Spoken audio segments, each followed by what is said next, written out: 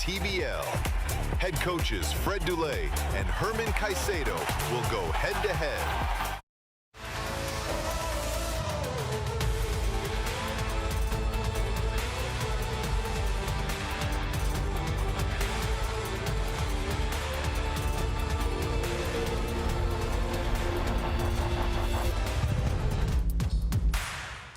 Two teams with opposite vantage points collide on Team Boxing League in Nashville. The Miami Assassins against the Nashville Smash.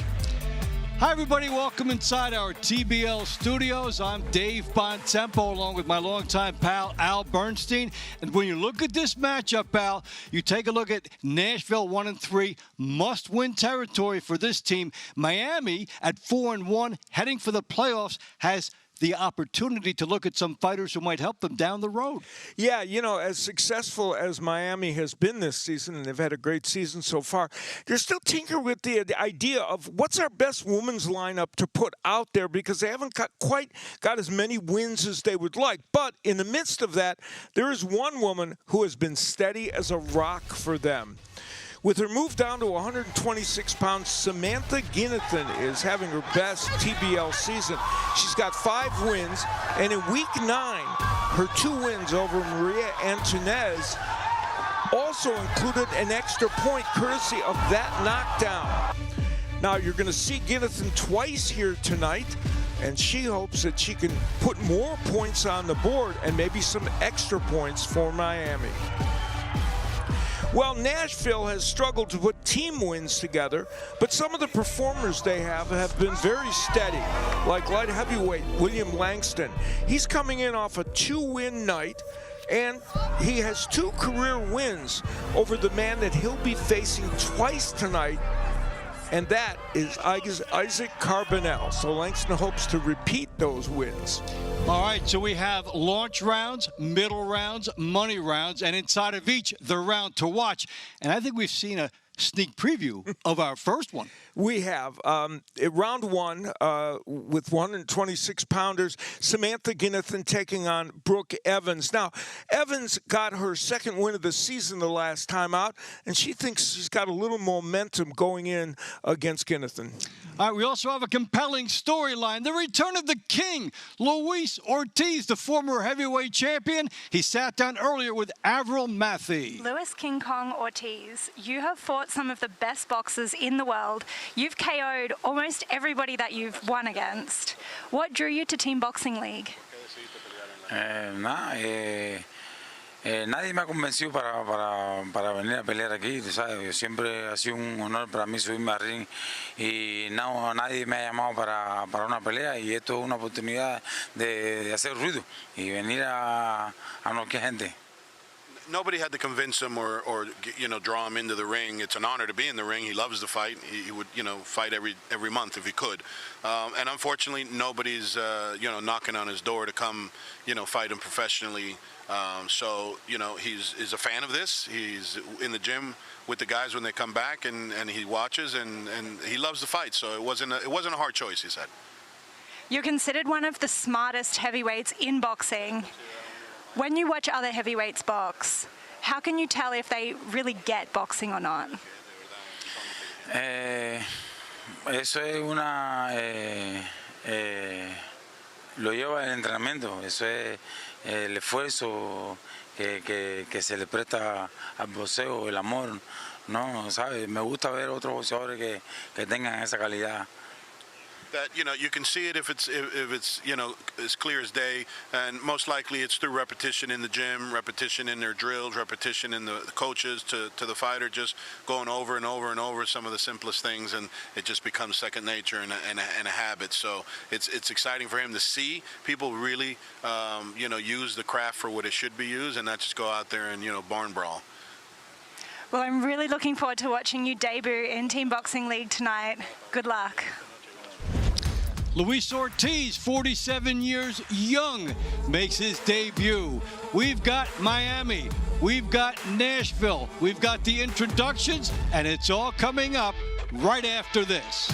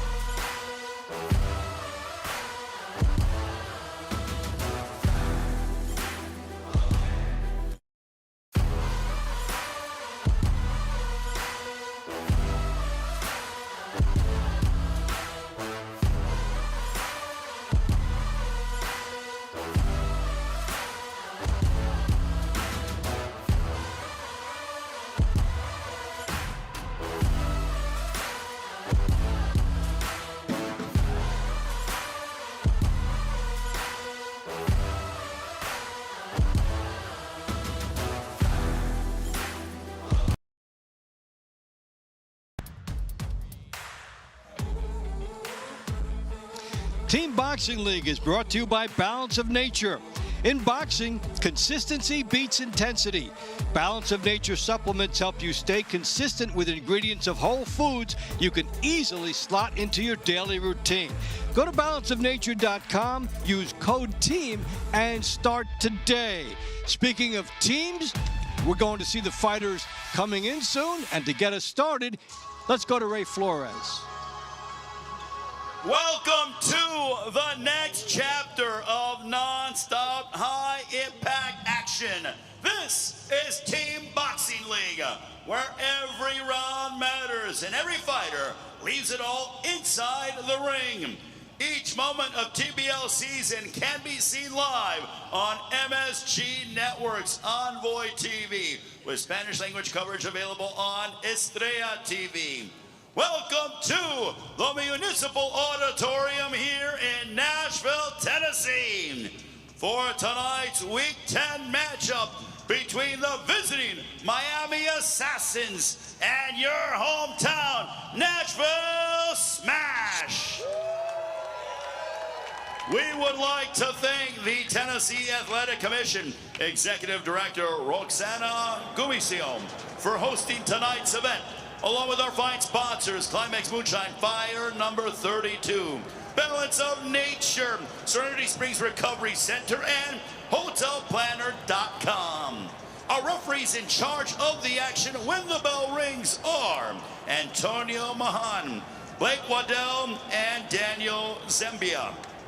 And now, ladies and gentlemen, please welcome the visiting Miami Assassins. So here comes Miami, a couple of nice pull-away definitive victories over Atlanta, which helped make their season. Take a look at how strong they have been. Of course, the loss to Philadelphia, they have plenty of company there. That was for first place, but they're a solid squad.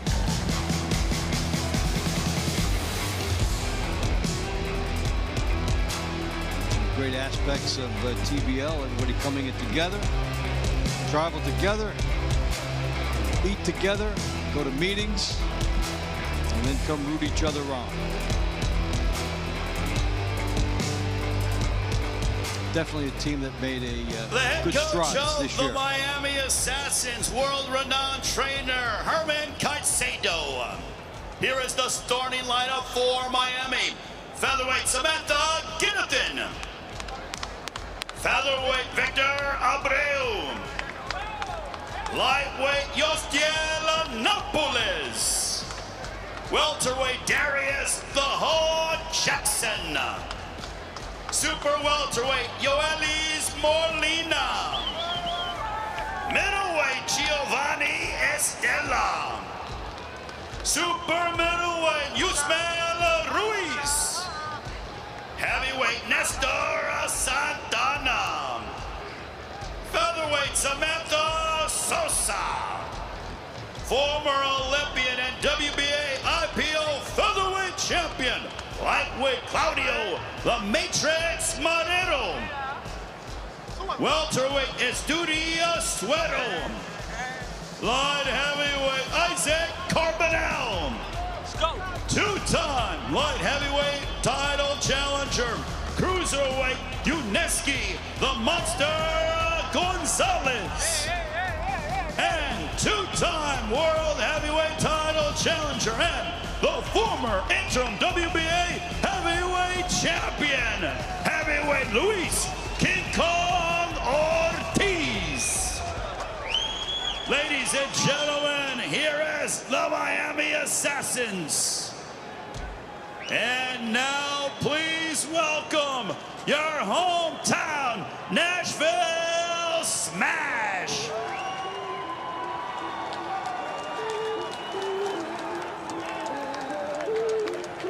Coach Fred Dulé. The team has been up and down. The feeling like when you think they're going to come up big, that's when they've come up small. When you think that they're big underdogs, they've overachieved. Yeah, it's interesting. And you see by looking at the key fighters, there are some people on this team that can produce and have produced important wins. It's just that they haven't exactly been able to put it all together team-wise on every single night.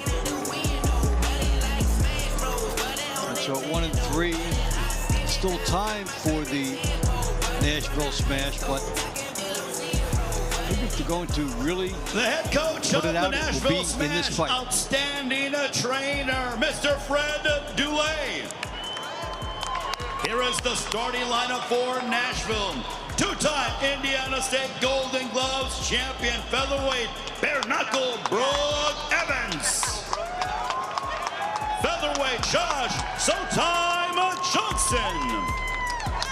Lightweight Roger Hilly. Welterweight Kyle Walden. Super welterweight Hadrian Phillips. Middleweight Isaiah Elrod. Super middleweight Juan Just Business Barajas. Heavyweight Danny Borlo. Featherweight Shelby Cannon. Welterweight Yasir Riley. Light heavyweight William Langston. Five-time Golden Glove State champion, three-time national champion cruiserweight D'Angelo the Memphis Madman Leachman. And two-time Massachusetts State and Regional Golden Gloves champion, heavyweight Stefan the Rottweiler Moss. And now, ladies and gentlemen, we ask that you all please rise if you're able to as we honor America with the singing of our national anthem being performed tonight by country music star, Miss Carly Rogers.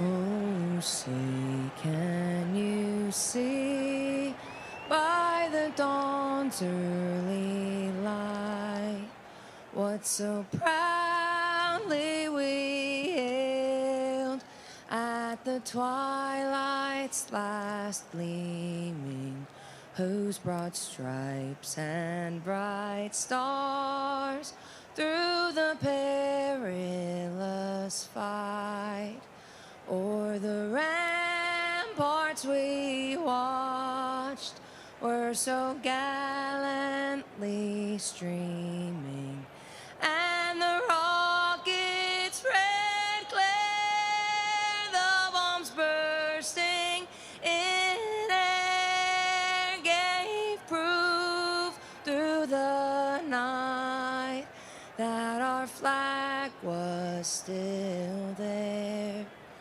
Oh, say does that star-spangled banner yet wave o'er the land of the free and the home of the brave.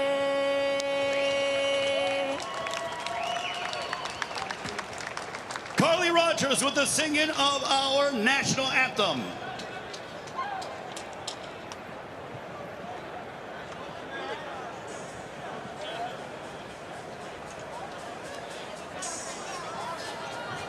And we'll be underway. Ladies and gentlemen, it is time to begin the launch rounds between the Miami Assassins and Nashville Smash. Round one at featherweight Miami, Samantha Ginnathan. Nashville, Brooke Evans.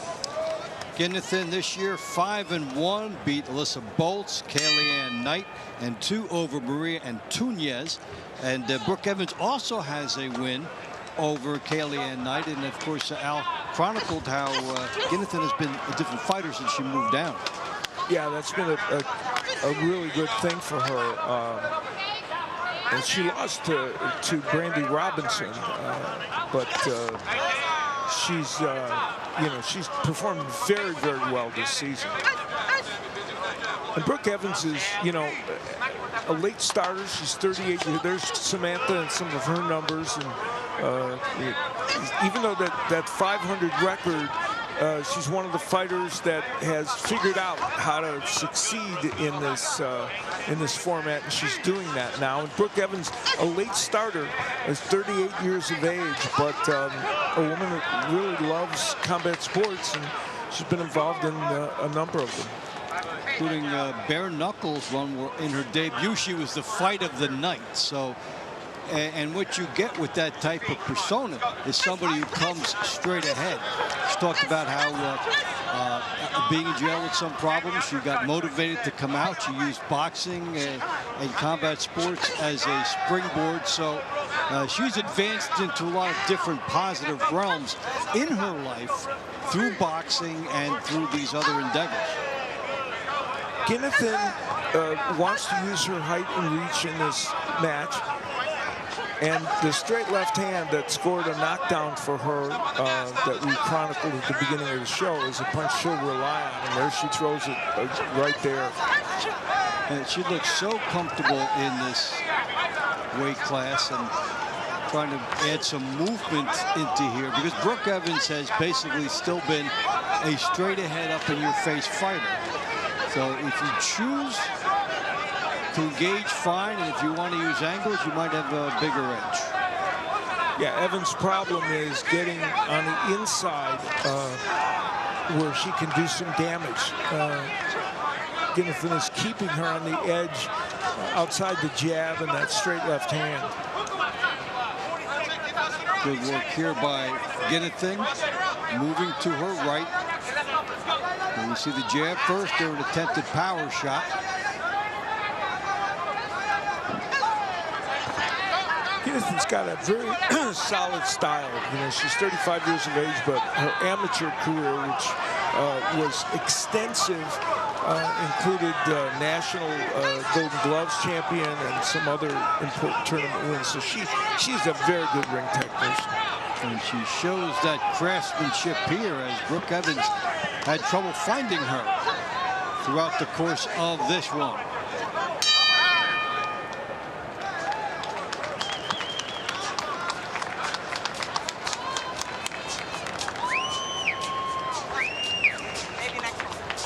Samantha Ginnathan, she's got like a mischievous side to her that she shows when she gets up to the camera.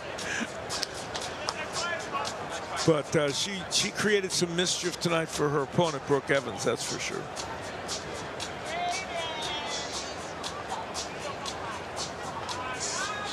TBL fans, the winner of round one by way of unanimous decision, from the Miami Assassin, Samantha Ginnathan.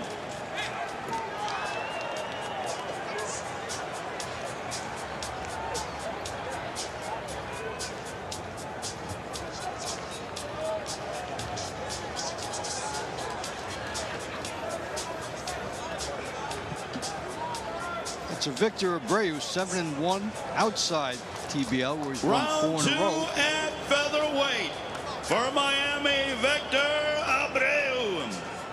For Nashville, Josh Johnson.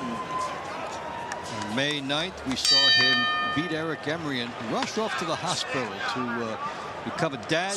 2 losses to Rasheed Brown after that. 22-12 in TBL, a good compilation of work. Josh Johnson, 4-1 this year. Also has wins over Emery and a stoppage of Daniel Bailey after he had lost the opener to him. And you take a look at the top featherweights, you see Abreu is right in there with that pack, as is Johnson. Yeah, they are very solid fighters, and of course that knockout win over Bailey was added, 4 points to his team, and he's on a 3-round winning streak, Johnson. So he's looking to continue that.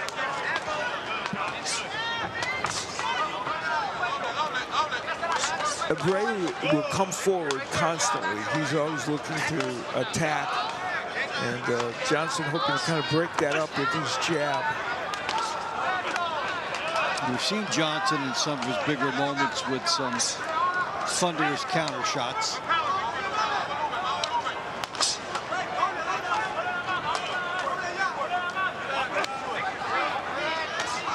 Johnson's a good combination puncher, and we've seen a little bit of evidence of that here so far, but there's Abreu running off some punches. Yeah, halfway in, we're waiting to see who makes the first gamble, and there's 3 very good shots that just came in here from Johnson. Somebody had to make the first move, and it was him. And in a way, Johnson, when he can keep Abreu from charging forward, it's a geographical victory for him, because Abreu would like to keep coming forward and put his punches together, but he's been kind of on the end of the jab of Johnson, even if all his jabs are not landing. Right, certainly working as a distraction force.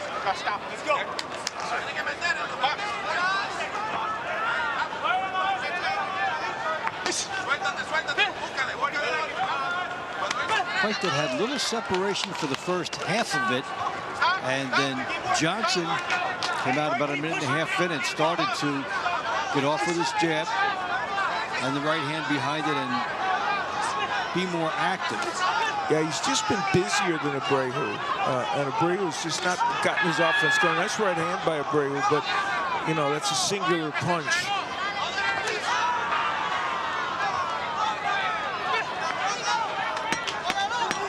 So Abreu doing some of his better work with a clock run out on him, as all of a sudden he seemed to find it in the last 30 seconds, and they will come to a stop. We'll see them again in round 17.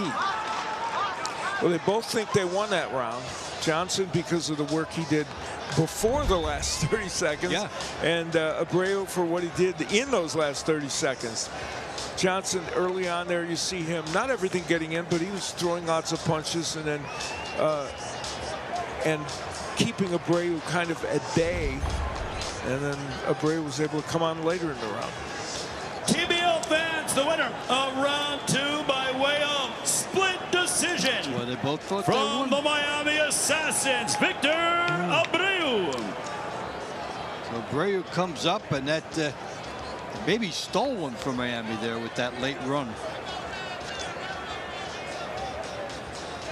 Round 3 at lightweight, Miami, Yustiela Napoles. Nashville, Roger Hilly. Napoles 12-3 TBL on a 10-1 tear. 2 wins over Angel Hernandez, split and a unanimous decision. And Roger Hilly, original blue collar king, 5-14, was 2-12-1 at one point, and 1-3, and even had 2 wins over the Ghost Dominguez. So on his best, he can rise up. And Napoles, who has a great right hand, has produced a total of 13 points for his team this year, 12 net points, but 13 points, and you see it there with the knockdown of the KO of Traquan Pettis, the knockdown of Malik Lark, and then all those wins he's strung together. Been a real emerging breath of fresh air for Miami. I mean, this is a team that has taken a marked step up from last year. We saw some flashes of good work from Miami throughout last year, especially in the middle of the season. And here, this is a team that caught stride early on and has been trying to ride it. Now, Roger Hilly, you talked about him kind of figuring things out a little bit in team boxing. He's a solid pro, 14-1 outside of the TBL. He's only lost to Joshua Pagan. I announced that fight.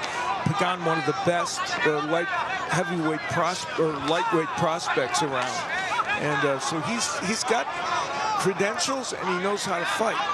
Right now, he's kind of being out-hustled by Napoles, who's ripping those body shots. Yeah, especially that good left hook to the body, and then one that may have strayed low right behind it that was not called. So he got nailed twice there, and that was a good whip-like hook from Napoles. It's turned into one of the more solid fighters in the entire league. Yeah, because in addition to doing good work like this, he's got power to add to it. And here comes Hilly. When Hilly can get on the inside and cut the distance a little bit, he's a very good body puncher, and he can reel off combinations. Hilly trying to get close enough now, and Napoli's trying to make him pay for that with an uppercut, and Hilly just threw his ears back and went in. There's that uppercut from Napoli's good work to the body. Hilly answers. Napoli's got the best of that exchange. Hilly will get his money's worth on the inside and a good shot. Boy, will he ever. And I'll tell you what, when's the last time you saw in a one-round matchup, especially, two men go to the body so effectively as these two are, especially Napoli's. Yeah, they're committing to something, and Napoli's, you know, being the taller fighter, did not have to risk it, but he saw something in there, and there was very good offensive output from both fighters. In the last 2 minutes of this round was exceptional.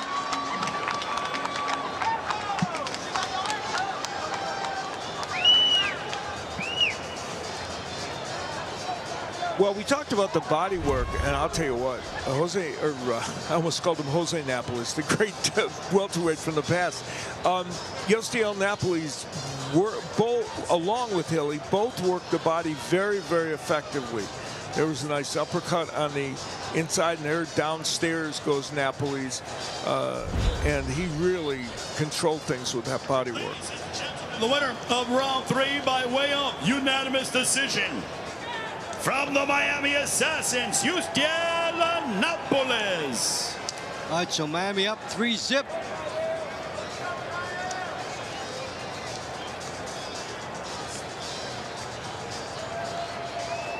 Round 4 at welterweight, Miami, Darius Jackson. Nashville, Kaeo Walden. Jackson, 2 wins over Javon Davis this year. Also beat Bess, and he's won 5 in a row. Has wins over Henry Cedeno, who's we've seen one of the emerging fighters in this league. And Walden has 2 wins over Javon Best in his last, so they have a common opponent. And Avril Matthey is with William Langston. That's right. I am here ringside with William Langston, who is going to be fighting Isaac Carbonell twice tonight. This is going to be their 11th time facing each other, 11th round shared together, because outside of TBL, last year they actually had a traditional boxing 8-rounder. What do you feel like you learned in that fight about him that's going to help you get the win again tonight? I feel like I learned everything about him in our first meeting, which he was on the New York team, and we fought here in Nashville. I had figured him out in the first round, so it's not really hard for me to figure guys out. I've learned, as you know, a professional on the job. I didn't have much amateur experience, so all I know is, you know, pro game. So I dedicate my life to boxing, and you know, I live boxing. So he's also had that experience now against you, and he's going to be coming in with something to prove tonight. Do you feel any extra pressure knowing that? No, no pressure. And have you been training anything extra that you know, from since you learned about him to make sure that you get the win tonight? Most people would probably say that my average is extra, so I think I do more than enough.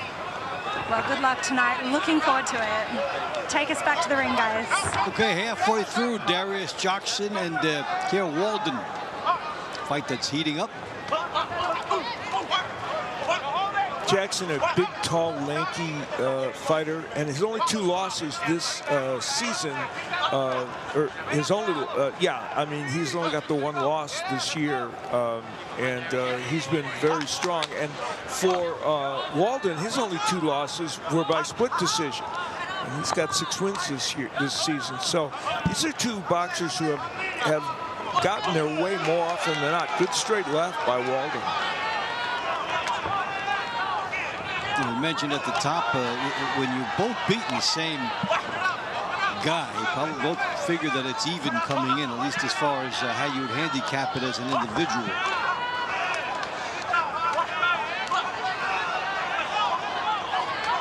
Oh, there's a nice left hand that got through by Jackson.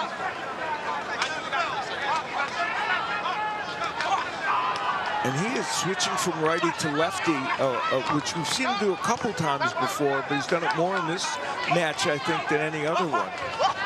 And we've seen him get some effective action in off of that switch tonight, and as if he had timed the movement of Walden. Slip, of course, even though the glove touched.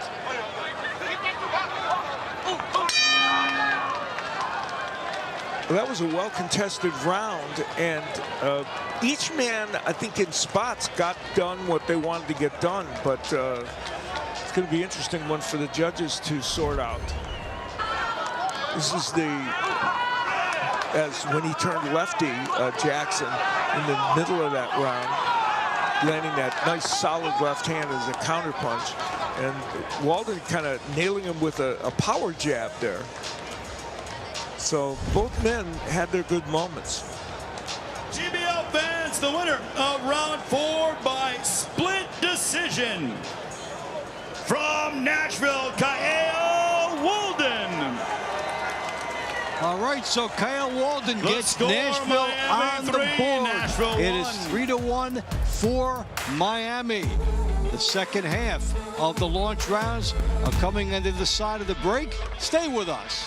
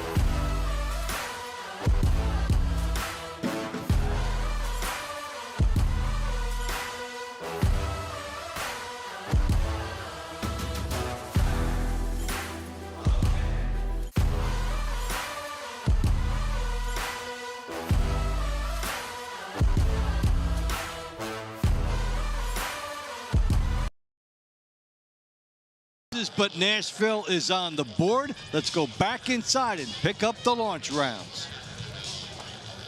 Round 5 at super welterweight. Miami, Yoelis Molina. Nashville, Hadrian Phillips. Molina 13-2 in TBL, 6-fight win streak, and his opponents are 108-38. So he's faced, he's done that against good competition. 6-1 this year. Phillips 3-0 with a pro. All 3 knockouts outside of TBL. 2-6 in TBL, lost 4 straight. So it just shows the different dynamics of the circuits. Yeah, and in week 9, you know, he lost twice to J.A. Brown.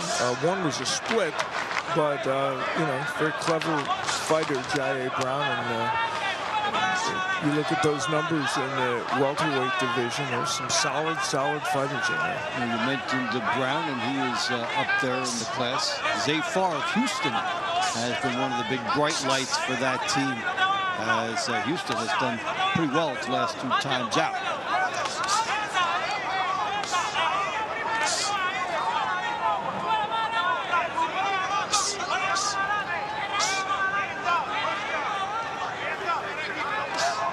And all of the knockouts that Molina has had have been in the first round and outside of TBL, so he knows how to get it done early, and he's going after Hadrian Phillips here. And Phillips coming back at him, trying to load up. Phillips is a pretty good body puncher.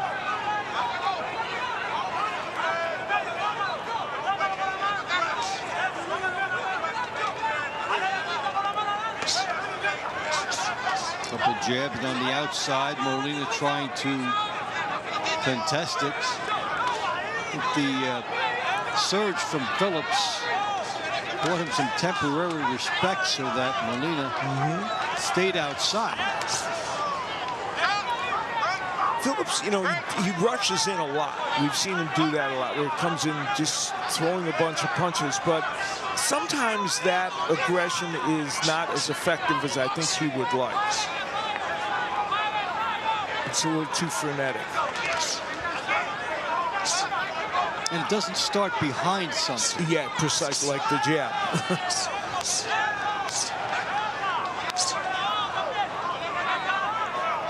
Molina moving smartly.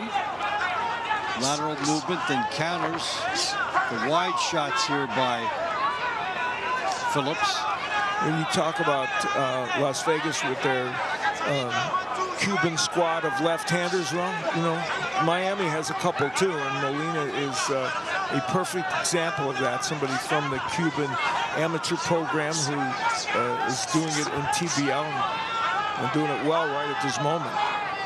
Yeah, Miami really one of the first melting pots of all the great Cuban fighters that came over, and that will be a slip. Key that they make that determination, because otherwise it's been a pretty solid round here for Molina. You'd hate to drop a point at the end. That's some good boxing from Molina.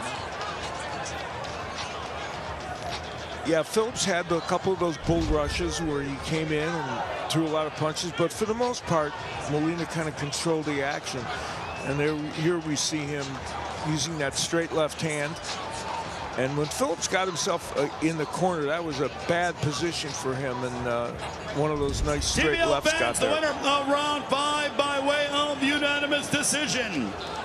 From the Miami Assassins, Yoelisa Molina. Round 6 at middleweight. Miami, Giovanni Estella. Nashville, Isaiah Elrod. So Giovanni Estella, one of the fighters that Miami has used to fortify itself. He was with the NYC last year, the New York Attitude. It's 11-6, and in the he did what department, he beat Rashidi Ellis this year. Yes. Yeah, only 3 others had done that, and he did get that win. That was very impressive. One of those things where you have to look it up to prove it. Yes, he really did. So Estella has also had a knockout victory on the circuit this year, and really has been a kind of a good performer and a good presence on the team for Miami, as we take a look at him in that point differential being helped by the knockout. And I think it's the consistency recently has also been good for them. Isaiah Elrod, you know, had a good stretch of the season, and then unfortunately went 0-2 against the previously mentioned Rashidi Ellis. Couldn't deal with him, but he has a KO win over Edwin Sevilla and in his 3-3 record. So Elrod has had some very good moments. And he did battle against Ellis. He just couldn't compensate for that speed, which is a lot of people have found that to be true. So doesn't have that same target in front of him here. Yeah, in fact, the straight left hand got there a couple times now for Elrod. We just saw a moment or two ago that punch getting through against Estella. Good move to the right here by Elrod. Estella coming, charging to him. And now the action heats up. Good combination there. Loaded up shot. Both fighters. Elrod driving Estella back and then stalking, gets the jab home. Yeah, Estella landed one nice right hand, but that punch hasn't been as available to him, I think, as he would like. And we're halfway through the round, and it may still be an. How about he switches lefty, Estella? Yeah, he's had a handful with some of Elrod's punches, and I guess a lot of different reasons. One thing is he takes that straight left hand away for the moment, I guess, when he goes up there and makes that switch, and now he switches back. What a difference an opponent can make. Isaiah Elrod, who could not get this kind of offense on track against Ellis, is looking like the Elrod we saw earlier in the season. Very active and landing some very good punches. And of course, so is Estella. This is a great fight. And he did it, nailed it with a good uppercut to Estella. A lot of exciting fights with him. Yeah, he's been in one after another, and this one is a perfect example of it. So Estella going southpaw again. Only commits to it for a while. And then a good right hand by Estella. Good left hook by Estella. And they battle with good hard shots. Estella got the best of the last 20 seconds. Hard to vouch for the other 240. But they went at it. What a war. Candidate for a round of the night. Absolutely. Isaiah Elrod happy with that effort. No matter how this decision turned out, I think nice right hand there by Estella as we look at some of the action in that sequence in which they both went at it. And a straight left by Elrod, a very good weapon for him. Elrod knows that he stepped up and fought well tonight. So did Estella, and that's some of that sequence at the end of the round where Estella just really initiated this action sequence. This will be interesting. Shame either guy loses this one. TBL fans, the winner of round 6 by split decision. From Miami, Giovanni Estella. I think he got it. The score, Miami 5, Nashville 1. Round 7 at super middleweight, Miami, Yusmel Ruiz. Nashville, Juan Barajas. Ruiz 6-3 this year, has won 3 in a row. Beat Ronald Ellis and Zaire Jefferson. He was 3-10 last year, so he's been on an adjustment run. And Barajas, even though he's 9-12, is 4-1 this year. And he lost to Ronald Ellis.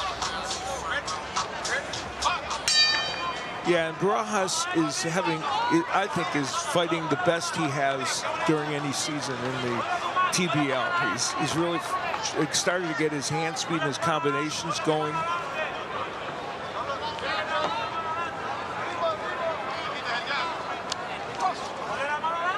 Take a look at the rankings in this division. Ruiz in there, Keandre Leatherwood, Bartiel is in there, and Ortiz. So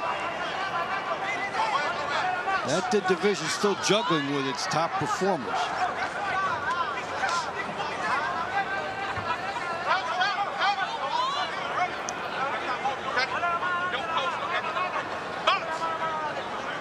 Sometimes Ruiz is a little too timid in terms of the activity he has in fights. And that kind of sometimes holds him back. Well, you know, even though he's got a good record this season. Yeah, we've seen him come in off some big efforts and then fight in spurts the next time. Both men going after it right now, even if not everything's getting home. And you will not be comfortable. We're going to fight right here and now. And a looping shot by Ruiz. Fell short. The hook just tapped him, and then the left hand gets in. There's a good jab by Ruiz. When Barajas is at his best, he's putting punches together and throwing some really nice combinations. Didn't always do that, but this season he's been better at it. Oh boy, you can see that right hand by Ruiz, which is a good weapon for him. Beautiful shot right behind the jab. And he has been on target with that. Barajas now just trying to throw caution to the wind and gets nailed with a couple of shots. Yusmel Ruiz is a good defensive fighter, and we've seen that evidenced in this fight. He slipped a lot of the punches that Barajas is throwing. Good hook by Ruiz. He has Barajas in the corner, lands a good right hand, then the left hook. Now he's starting to feel it. You can tell with the prance. Ruiz is loving what he's doing.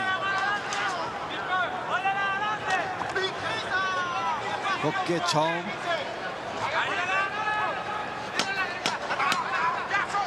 Overall, Ruiz able to get off first more often against Barajas in this one.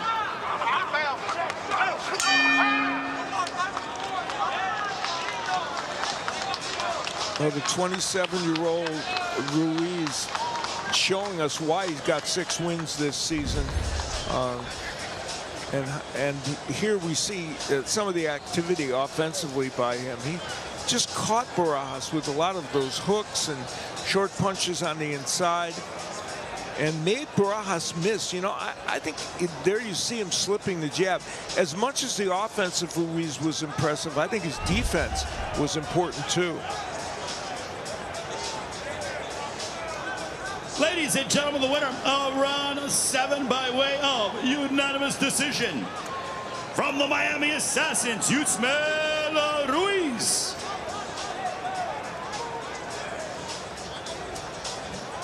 Our final launch round will be in the heavyweight division. For Miami, Nestor Santana.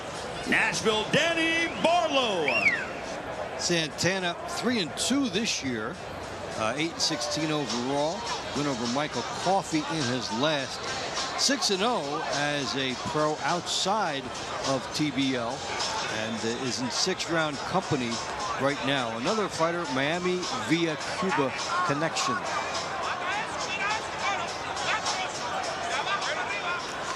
Danny Barlow, the 30-year-old who has no professional fights in boxing.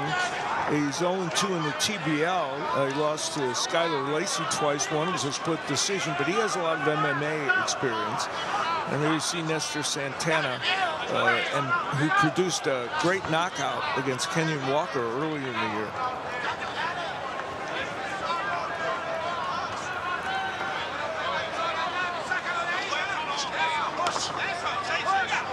Miami doing its thing. Big lead here over Nashville. Great road performance so far, 6-1. Everything going the way of Miami. Danny Barlow trying to change that. Barlow was in the UFC. He was he's an accomplished MMA fighter, and now trying to skill at boxing. His jab has been pretty effective early in this round against Santana. Yeah, straight left hand that got in too. He's just showing the jab now and trying to load up with a shot, and he is poking the bear. Yeah, he doesn't want to get hit with that overhand right like Kenyon Walker did. That was good back shot. in week 2. Another right hand here by Santana. Left hook by Santana. Good right hand by Barlow. They stand and they deliver here. Good left hook by Santana. Santana able to sneak in a right, but it wasn't one of the big power shots that he can throw with that.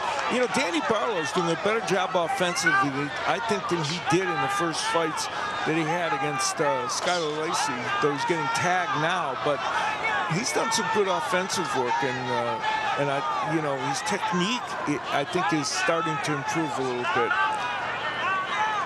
He committed to going after Santana and has landed his share of some hard straight left hands. I think Santana's best weapon right now is that left hook. He can land it when he throws it, even though we know of him as a power punching right hand. And based on the style presented for him, it is there and does look for it. Barlow has, the lateral movement Barlow's used in this fight is very good. It's given angles to Santana and helped Barlow kind of escape some of those power shots. So it has kept Barlow in the fight. Does he do enough to get in the win column? The discussion continues. Well, Danny Barlow, empowered by what he did, doing some smack talking to Nestor Santana. Whether he won this fight is a question. Now, the jab of Barlow, which we talked about, setting up the straight left hand that pushed Nestor Santana back. And again, there's that left hand from Barlow. He was able to pot shot that pretty effectively during this round. And in Santana, you can almost see the wheels turning. How do I get that right hand in? And occasionally he did it, but did he do it enough? TBL fans, the winner of round 8 by way of unanimous decision from the Nashville Smash, Danny Barlow. So Barlow gets on the board. At the end of the launch rounds, Well, Barlow got enough Miami done to leads Nashville sneak the smash 6-2. a little bit closer. And this has been good action tonight, and we will have a lot more good action for you. Let's get all that info from Dave Bontempo. Thanks, Al. We're enjoying the excitement here and awaiting the drama next week as New York City will kick off the schedule against San Antonio. This year, the defending champions are the underdog against the rapidly improved San Antonio squad. Then you've got Dallas taking on Los Angeles, two teams that absolutely have to have a victory. And then Phoenix taking on Houston, which has a win and a tie in its last two outings. Stay with us all season long for TBL excitement.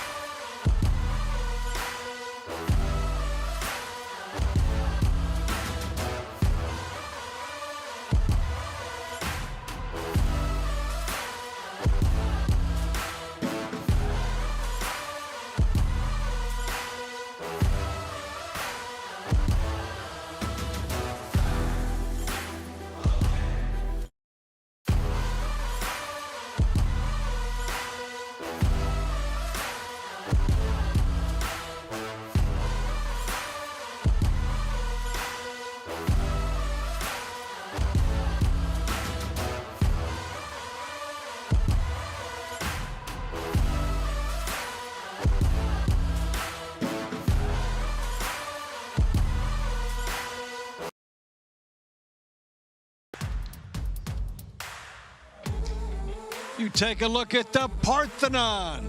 And in Nashville, Miami has jumped out to a 6-2 lead after the launch rounds. Dave Bontempo and Al Bernstein. And Al, it was a very good road show in the launch rounds for Miami. Yeah, they started out very, very strong, and even though they lost a couple of close decisions toward the end, Miami showed the depth that they have in this lineup, coming back from that tough outing against Philadelphia. Yes, indeed. Let's take a look at a couple of the highlight rounds that we saw here. Round number 6, and this was a good telling one, back and forth action. Yeah, Giovanni Estella and Isaiah Elrod, they went at it for the whole 3 minutes. Elrod, coming in off 2 losses, wanted to really redeem himself. Well, he fought very well, but in the latter part of the fight, Estella had a rally that moved the judges to vote for him. A round of the night nominee, and then we had this in round 7. Yeah, Juan Barajas trying his best in this matchup to to handle Ruiz and couldn't quite do it. You know, Ruiz was not only good offensively, but also defensively, giving Miami yet another win, and one of his best performances, I think. All right, well, on top of everything else, now in the middle rounds, we've got a story with the return of the king, Luis Ortiz. Yeah, Luis Ortiz, who has fought great heavyweights, had the 2 phenomenal matches with Deontay Wilder, now joining the Team Boxing League, and he's going to be taking on Stephen Moss. Now, a third of Ortiz's knockouts in boxing outside of TBL have come in the first round. Can he duplicate that tonight? We'll see in round 16. Maybe 49-year-old Steve Cunningham said, find me a buddy near my age. So the 47-year-old is with us. We go back inside, and here is Ray Flores. Ladies and gentlemen, it is time to begin the middle rounds between the Miami Assassins and Nashville Smash. Round 9 at featherweight, Miami, Samantha Sosa. Nashville, Shelby Cannon.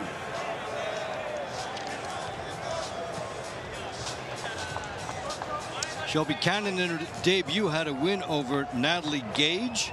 Samantha Sosa, 2 losses to Shaquilla Ellis, of course, unbeaten Shaquilla Ellis, and then win over Carla Torres, also beaten Alyssa Bolts. So they've both shown a little something here. Yeah, Cannon with a bare knuckles background. Her last bare knuckles fight was March 20th, split decision win that she got. So she comes from that. And Samantha Sosa, a very fine amateur. She's yet to turn pro outside of TBL. She was a winner of the Florida Golden Gloves tournament and participated in many amateur competitions. And she's shown growth in the TBL in the fights she's had. All right, so Shelby Cannon, with all the subtlety of a jackhammer, comes straight ahead. You know you're going to see that style. Hey, didn't I say bare knuckles? I do believe you did. You can see that on the bare knuckles platform. We don't need no stinking lateral movement. Exactly. We go straight ahead. And Samantha Sosa has the lateral movement capability, so let's see how they counter each other.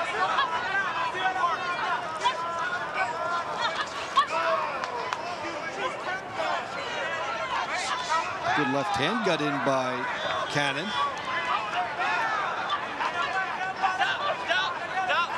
Sometimes she smothers her offense, Cannon, but for the most part, she's been able to do enough on the way in, like that straight left hand she just landed, to get the attention of Samantha Sosa. Question for Cannon is minute by minute. Does she keep up the same output when she's coming in like this? Good uppercut that she lands on the way in. So for Sosa, stylistically, it's a question of, is she going to show some angles here? That was a very MMA move, that uppercut. That's the kind of uppercut you're going to throw in MMA as you're coming in. And she made it work here in boxing. You never teach a boxer to do that. Broke every rule that you would. But also, if you're fast enough and you break the rule, get away with it. That's right. She was very quick with that punch and came in behind it, so there was no opportunity for a counter. This is Sosa with the right hand. Samantha Sosa has a good right hand. She has not been able to really land it super well in this match so far. She did land a nice uppercut a moment ago. Good left hand by Cannon. There's the right hand by Sosa. Sosa pushing back. If you're Sosa in the last 20 seconds of this round, you've got to throw that right hand at least another 3 or 4 more times.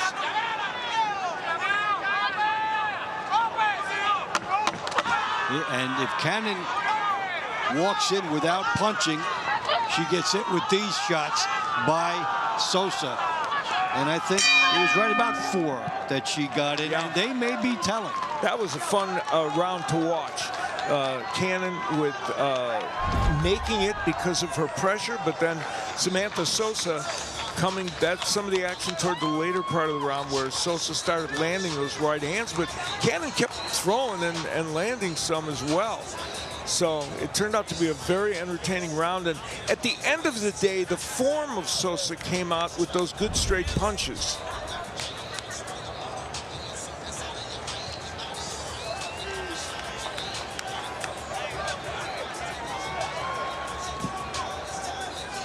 Ladies and gentlemen, the winner of round 9 by way of split decision from the Miami Assassin, Samantha Sosa.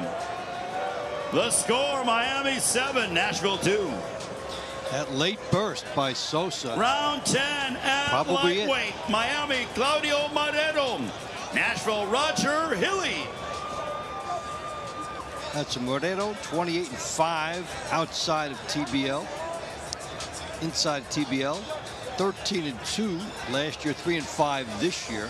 Last he was up against Francisco Rodriguez. And if you learned anything tonight watching all this, it is that these judges seem very impressed with the last 40 seconds of every round. So you want to be the one doing the work at the end of the round, because that seems to be where they're leaning. That has to be something that the coaches pick up quickly, and they often do. And you want to scout out how the judges are seeing it, and also what the individual referees do. There are the same number, and you know what their tendencies are, and will they let you fight on the outside, inside? How much time might they give you if you're in a clinch? Good left hand there by Hilly. Yeah, Jasir Riley is a very, very solid fighter who is, this year he has not lost. And he's showing you why. He's putting together some nice combinations here and working the body very effectively, too.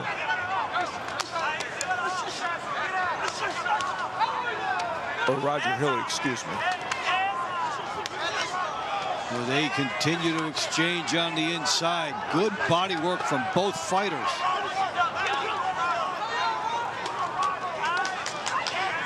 They're punching inside like they think the verdict is first one to 50 punches wins. Yeah. Now this has been a tremendous collage of body shots by both fighters. We saw Hilly the last time he was in the ring here throwing a lot of good body punches as well.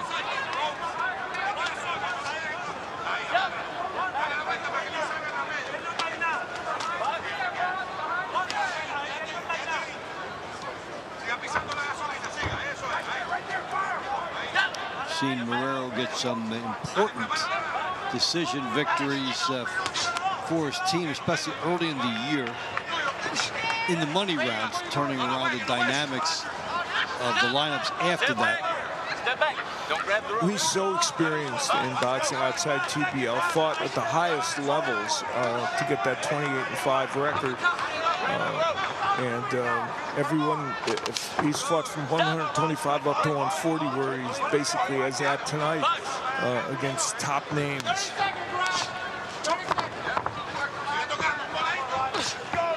Hilly trying to cut off the ring on him. Finds an elusive target that just taps him.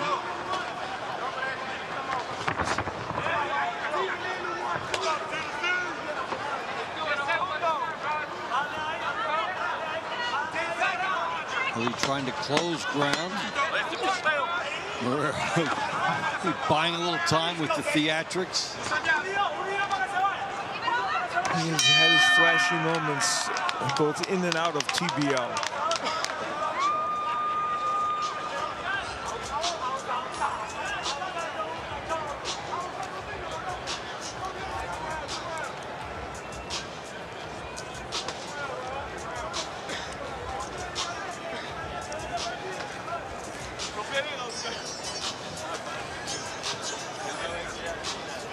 Take a look at the benches and the teams cheering one another on and waiting for the verdict. Team Boxing League fans, the winner of round 10 by split decision from Miami, Claudio Marrero. The score, Miami 8, Nashville 2. 2 straight splits for Miami to open the middle rounds. Welterweight, Miami, Estudia Suero. Nashville, Yasir Riley. All right, so Suero beat Dizlan Gainza, who was 10-2 at the time. Lost in the second one there. Also 2 losses to Isaiah Johnson. And Riley 4-0 with 4 knockouts as a pro outside of this, and 4 one-round KOs. Suero usually fights at a 135 or 140 outside of TBL. He's at 147 tonight. We'll see how that impacts him against the undefeated this season Riley, who is 6-0. All right, Avril Matthews standing by with a special guest. Go ahead.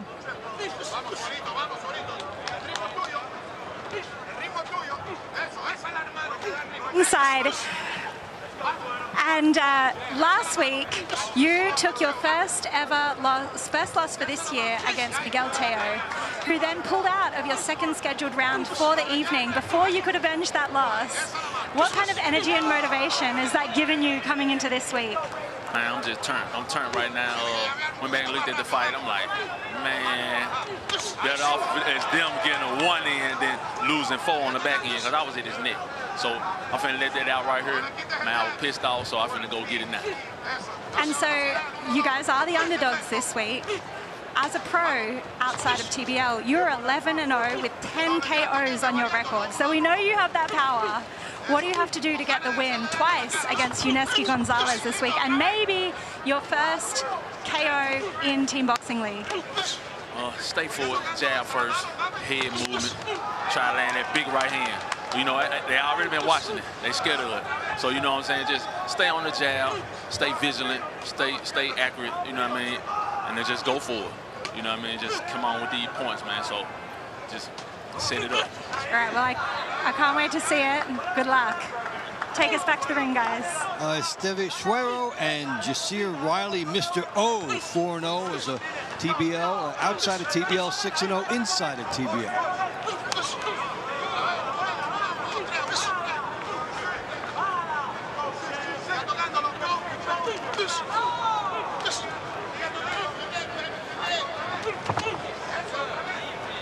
Riley's been kind of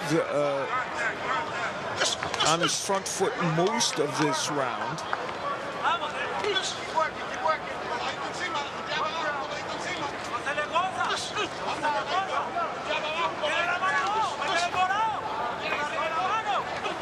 Two wins over Keno Luna. Also beat a very good 28-9 at the time, Javon Davis. Davis has since gone over the 30 mark. So beat a high-quality opponent. And 3 of the 5 losses that Suero's had this season are split decisions. So he's been in a lot of close fights. And this one is shaping up that way as well, because they've both done some good work. All right, so who's going to get the nod from the judges? They both made a case. And here's where the nice right hand gets in by Riley, and Suero tries to return the favor.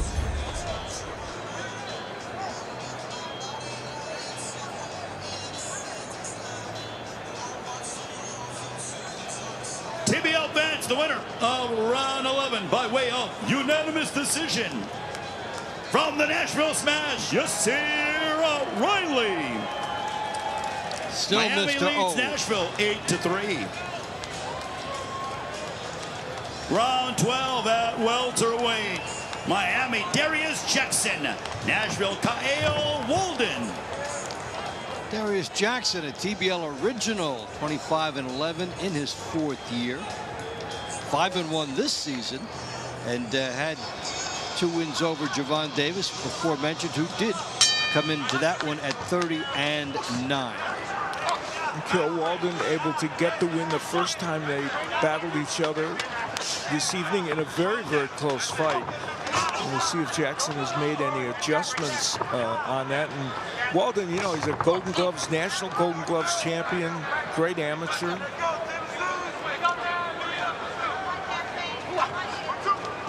Walden put Nashville on the board. Its first victory of the night. He'd certainly love to pull his team closer.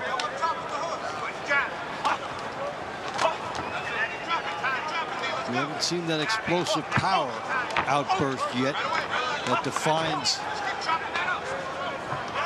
many of the events. So Nashville hanging around, trying to get into it.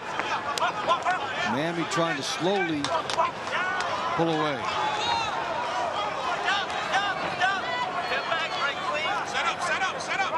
Walden counteracted the height and reach for Jackson in the first meeting by kind of getting himself on the inside where he could work a little better. And Jackson spent a lot of this round as a lefty, which he doesn't always.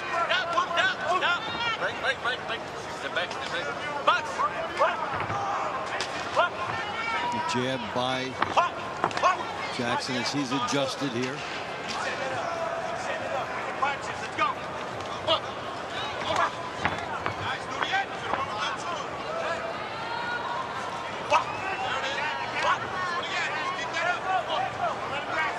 Loading and coming up short as we've seen some stylistic adjustments over the first fight, and there's Walden loading up a big shot, and fortunately for him got away before the counter found him.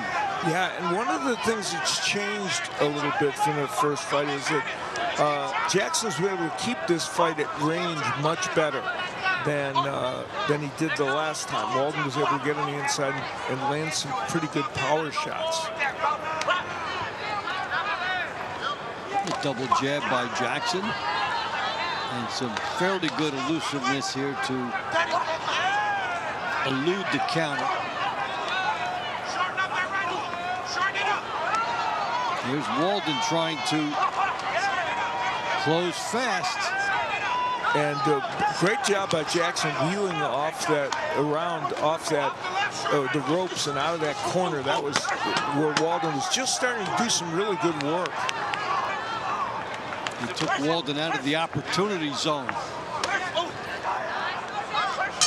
This one more cat and mouse, and Jackson did a nice job keeping Walden away.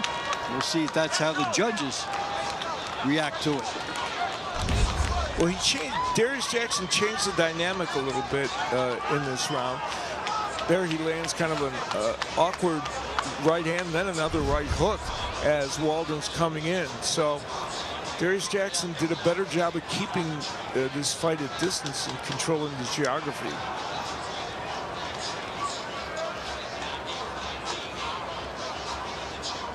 TBL fans, the winner of round 12 by way of unanimous decision from the Miami Assassins, Darius Jackson.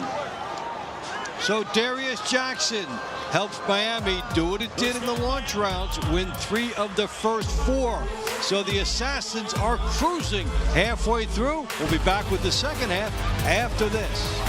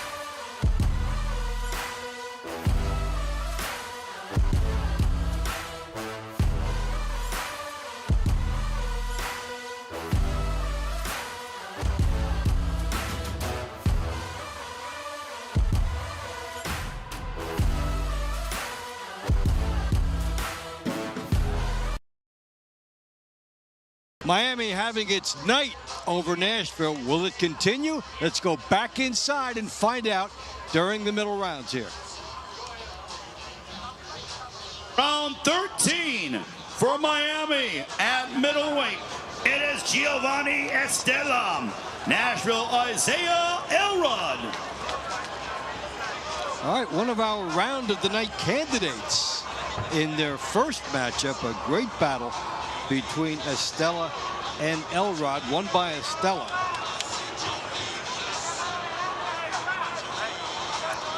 And Estella managed to make that happen with a frenetic last 30 or 40 seconds of the round, in which Elrod was also punching a lot, but Estella did a better job and negated a lot of the work that Elrod had done earlier in the rounds. You get a look at the updated standings with Estella, right up there with Ellis in the middleweights of the elite group, and there's Elrod still in the pack as well. So that's the cream of the crop in the middleweight division. And as you pointed out in the first fight, not only is he up there with Ellis, Giovanni Estella actually has a win over him. They split their 2 fights. And he seems like he has fit in so well with this team. Come up with some nice victories, but blending in, not the fighter that you have to have to win the key fight for you. He's been a good part of the improved Miami machine. Yeah, now 6-1 this season, so that speaks volumes about his steadiness. Elrod with a nice right hook there. He has a good right hook. Not every left he does, but he can throw it. And of course, the straight left hand's a big weapon for him. This round looking a little bit like the first one they fought. Elrod doing a pretty good job of controlling things from the outside. He was actually more offensive in the first part of the previous times they fought, but Estella also, like the first time, not doing a lot of offense early. Well, he talked in the first round. He was happy that it wasn't Ellis facing him. He had a different style, and he certainly teed off with that opportunity. But Estella made him pay for that, too, with the excellent counters. So they both try something a little different, and then you wonder what happens after they get hit. They go back. Yeah, and now switching to lefty in the last 20 seconds is Estella, and now he's back to righty. So he tried that as a quick ploy. And now we're in the final portion of this, and there they have a good exchange like we saw a lot of in the last minute of their previous encounter. I mean, the Nashville Smash desperate here to get some points. Yeah, it's been Miami pretty much winning just about 3 out of every 4. And there have been a couple splits in there. There's a good right hand by Elrod. And when we talk about the team concept, sometimes all you need is one electric moment to energize the corral. Now we saw a little bit of what that first fight was, and a good right hand by Estella. Did he steal this at the end? As Yogi Berra used to say, maybe it's deja vu all over again. Amen. Because he did something very similar to what he did in the first match. That was earlier in the round, a good right hook by Elrod, and it was very effective. And then Estella coming to life in those final moments, bouncing some right hands off the head and face of Elrod. There's some great stuff. You know, pitchers need to know how the umpires look at the strike zone. Fighters need to know that the judges are rewarding late bursts. Split decision from the Nashville Smash, Isaiah Elrod. Isaiah Elrod, animated, saying, "You gave it to me." Nashville 4.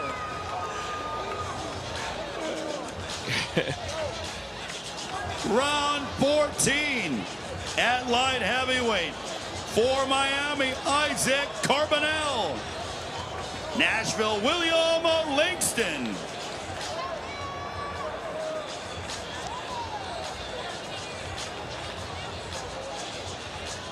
Take a look at the fighters coming in here. It's a very interesting matchup because William Langston has, I mentioned at the outset of the broadcast, Bo and Avril asked him about that. You know, he's defeated Carbonell in an 8-rounder outside of the TBL. I announced that, and he's beaten him one time inside the TBL. Yeah, it's interesting to see fighters who have met on both circuits. It's rare. You get a look at Carbonell and his net point contribution. Excellent record as a 4th season in original, TBL original. And that is Carbonell's only professional loss came to Langston. 9-1 as a pro. 5-2 this year in TBL.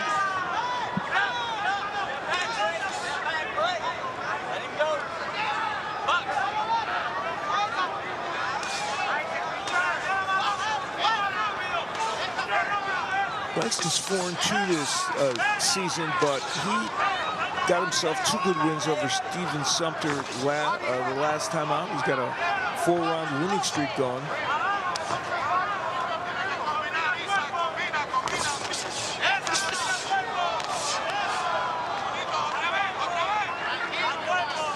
Carbonell is allowing himself to get put on the ropes. He's trying to counter off of them, but I don't know if he wants to be in that posture a lot. Langston's good at getting you into that position, but Carbonell is moving away from the ropes very smartly and punching off that action. Good lateral movement here from Carbonell as Langston tries to close ground.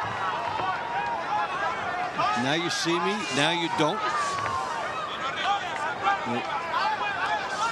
There's bouncing away, and he's bouncing far away. He made sure that he was out of harm's way as Langston now tries to work on the inside. Now that would be a slip. I don't believe that's an, oh my. Let's take a good look. Not a knockdown. Didn't make the slip reference, so important designation. Now in that sequence, Langston did what we saw him do against Sumter in his last outing. He raked Carbonell over the coals there. I'm not sure he didn't hurt Carbonell during that whole fuselage of punches. Yeah, he definitely stunned him, and he reacting as if he did hurt him, and that is the big thing. Your opponent goes down, even if it's a slip, it does put a bolt of electricity in you, and his opponent is backing up. He is seeing some vulnerability here, coming in with the left hand behind the head, and all kinds of action, all kinds of opportunities here for Langston. Carbonell trying to work the referee about getting hit behind the head, but he's getting hit with a lot of legal punches as well. And I think one of those uppercuts from Langston made a big impact on Carbonell.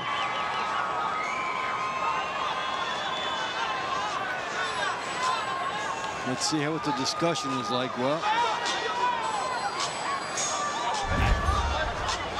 they debate the hit behind the head, and we'll take a look back and see some of the work that Langston did while he was on the ropes. That's the good uppercuts, and Langston has really done a good job with that. Now, I don't know if that right hand that just kind of glanced off the head of Carbonell is what he's referring to. TBL fans, the winner of round 14 by way of unanimous decision from the Nashville Smash, William Langston.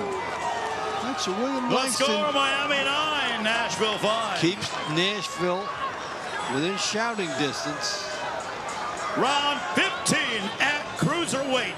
Miami, Yuneski Gonzalez. Nashville, D'Angelo Leachman.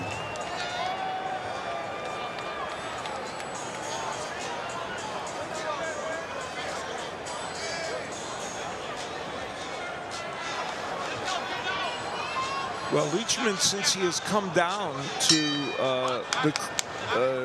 this weight class, has been excellent this season. And 6-1 record this year by him as a cruiserweight, and he has acquitted himself very, very well. You see him in the honor roll list there, right in that good third spot. Money Powell, who has had an excellent season. Adrian Taylor. Talk about people who've been coming down. Adrian Taylor came down and has been just as good as Leachman. Find your comfortable spot and you can make a big difference for your team and for your record. And ironically, Money Powell, who's done so well as a cruiserweight, came up to that weight class. Yes. To help his team and stayed there. Luis Ortiz is up next. And he's warming up. Trying to get the sweat going, being ready.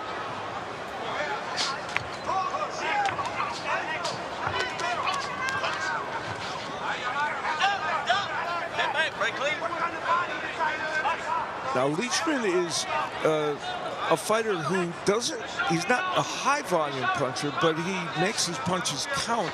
And Gonzalez is not a high-volume guy either, really, all the time. Yeah, Leachman 6-1 this year, lost to Taylor last time out.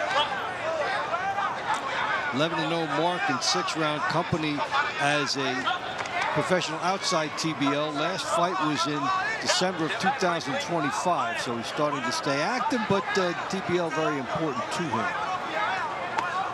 Gonzalez has a very good right hand, but sometimes he just can't get that punch going. There he does, though, and lands a nice one. And almost landed it again, so he's got Leachman in his sights for that big shot. Leachman has not been active in this round, as active as I think he would like. No, and he's being shifted by some of these shots. Now, Gonzalez has just punched more. Not all of them, of course, have gotten there, and in reality, not a ton of accuracy, but he has done more work. And the tough spot for Nashville is they've gotten within 4 points a couple of times. Somebody has to break them through to get closer. This is an opportunity in the fight, but Leachman not getting the best of this. Yeah, this is one where they looked at it and thought, we have a good opportunity here. Now we'll see what the judges think, but there was not a lot of offense coming from this man, D'Angelo Leachman, and there's Gonzalez, the 40-year-old who just keeps on rolling along. Going to give way to a 47-year-old pretty soon. The younger man. Yeah. Ladies and gentlemen, the winner of round 15 by way of unanimous decision. From Nashville, D'Angelo Leachman. Well, even though it may not have been looking like it went well, Nashville 9-6. he puts them within 3. Shows you what we know. Round 16 and heavyweight for Miami, Luis Ortiz. Nashville, Stefan Moss. All right, so King Kong. All those fights. Wilder, Fury, Bryant Jennings held that interim title in 2015 and 16. Gets another chance to enjoy something in life, and let's see what he does for Miami. Yeah, and of course, as we have so many times pointed out, a much different format. You have 1 round and 1 round only to figure out what you're going to do. All, of course, the time. Yeah, Luis Ortiz's opponents, he was 35-3. His opponents had nearly 800 wins, going back decades of, he had fought a lot of guys with 20, 30, and 40 wins. Stephen Moss starting out very aggressive here against Ortiz. Ortiz kind of smiling, saying, what? What are you doing here? And Moss who's 0-6 in TBL, has lost 4 straight split decisions. Yeah. So when is something going to go my way? And then they say, okay, by the way, And we'll put you in with King Kong. Yeah. You have to figure if you hear one of these, some place is going to go my way. Yeah, and you're right. Those were all close fights that he had, and rightfully split decisions. Ortiz, of course, has tremendous one-punch knockout power, and we'll see if that comes into play here. He is starting to get closer, trying to load up, and Moss is trying to beat him there. So Moss is trying to out-hustle Ortiz, who's now heard the alarm clock. Yeah, and that's the way people, even in other parts of boxing, they want to be more active than Ortiz, who has sometimes does not throw a lot of punches, but then he'll have one that makes all the difference in the world. That's when he tried to get home right there. So Moss charged at Ortiz right away. He does not want to be in the corner here. Ortiz now very serious about business, lands a good left hand. And can King Kong drop the big one here? He's trying. Yep, he's looking to stand that straight left. He's landed a couple of them. Moss has taken them, but you get the feeling that he's feeling them. Yeah, and Ortiz now operating right in front. Big left hand by Ortiz. He's in full mode here. Luis Ortiz has found his stride in this TBL matchup. Good left hand by Ortiz. Now loading up, trying for bonus points, and he hurt him. And the knockdown. Our first of the night. It landed in the temple area. Is it 1 point or 4? Not much time left, but you have to answer the call for the referee, and he cannot.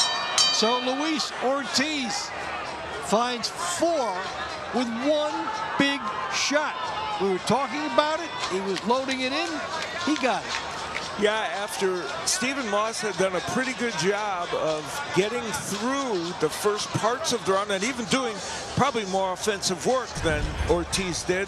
Ortiz got serious, as you said. He heard the wake-up call alarm, and then that was the first straight left that really got Moss's attention.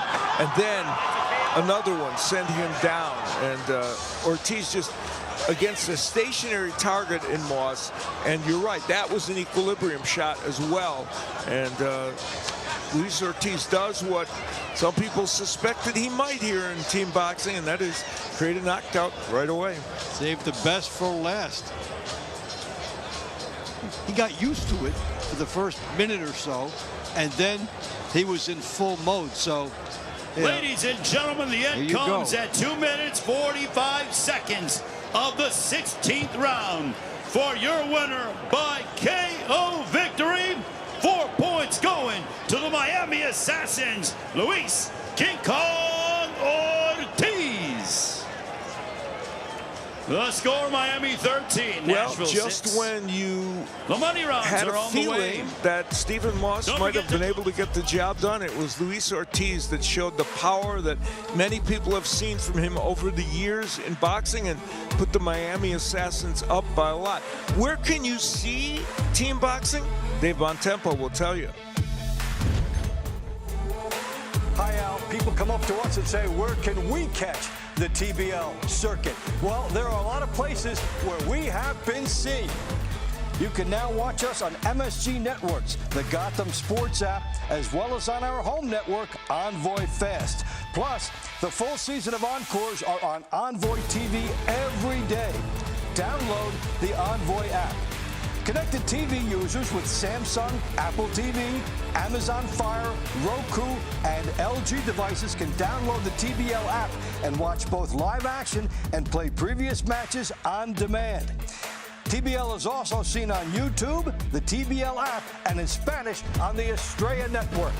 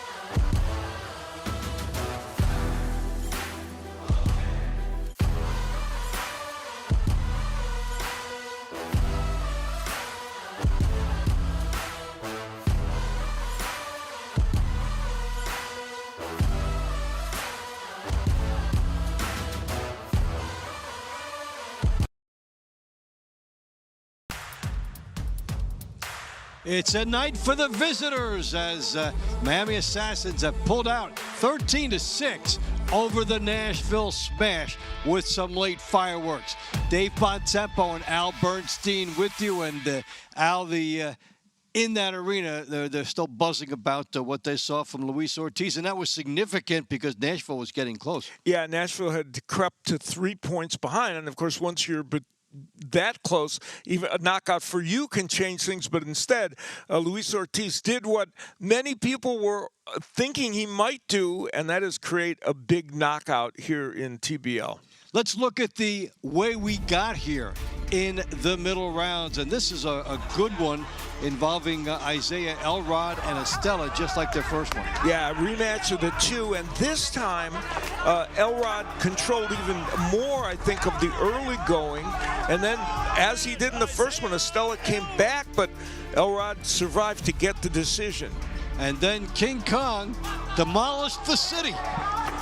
Yeah, it took him a while to get going. Stephen Moss had done a pretty good job in the first 2 minutes, but then the left hands started raining in for Ortiz, including the body work, and Stephen Moss just couldn't deal with the power of Luis Ortiz, as so many have not been able to do when they face him. And Moss still winless in the TBL, and Luis Ortiz got to win his first time out. You know, you could make the argument about a 5-point swing because it was 3, and then it looked like Moss might be on his way to a decision, which could have made it 2. So that was an explosive turnaround, maybe from 2 to 7. That's really a salient point because Stephen Moss was looking for all the world, like all his pot-shotting and movement was going to steal that round away, and then Luis Ortiz had the final say. All right, let's take it into the money rounds inside, and here is Ray Flores. Ladies and gentlemen, it is now time to begin the money rounds between the Miami Assassins and Nashville Smash. Round 17 at featherweight, Miami, Victor Abreu. Nashville, Josh Johnson.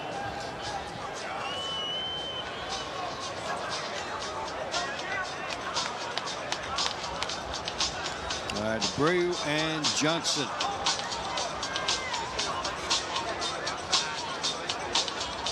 You know, Abreu won the first time these two met, and it was a very, very close fight for sure, and could have gone either way. Johnson did good work early, but then Abreu came back toward the end. So 13-6. Take a look at Abreu. Win streak, total net points of 5. With a steady 4-7-3 for this team this year.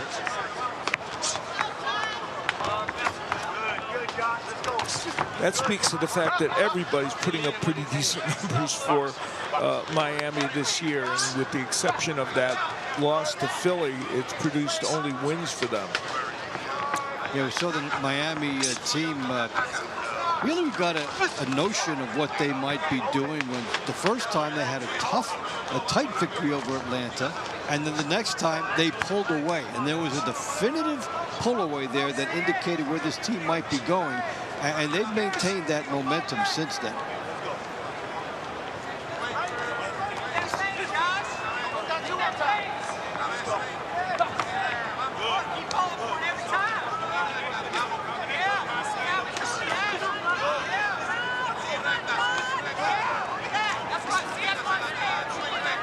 And if you're Johnson, I think you want to try and pump up the volume here because the last one didn't go your way, and Abreu managed to get enough shots in to win that round.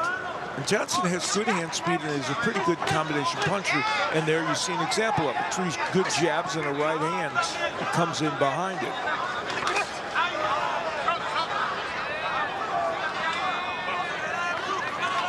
Final minute for them to make their case. Abreu pretty steady in winning that first one, but it was a split decision, very close. Yeah, because of the work Johnson did early in the round.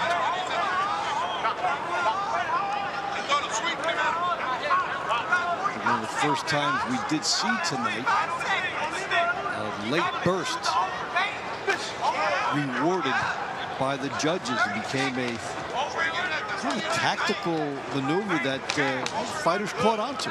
It paid off. It's paid off tonight.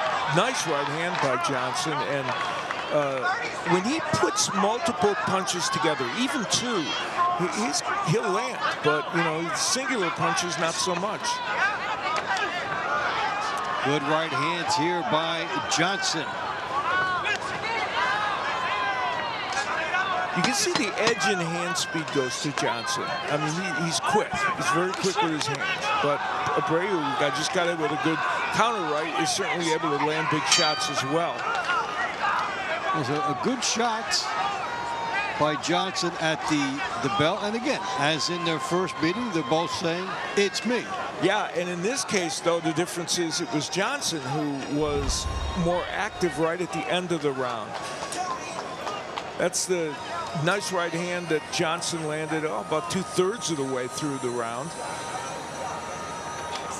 And then Abreu landing some good shots, but taking a right hand by Johnson as well. So we'll see how the judges see this Ladies and one. gentlemen, the winner of round 17 by way of unanimous decision from the Nashville Smash, Josh Johnson.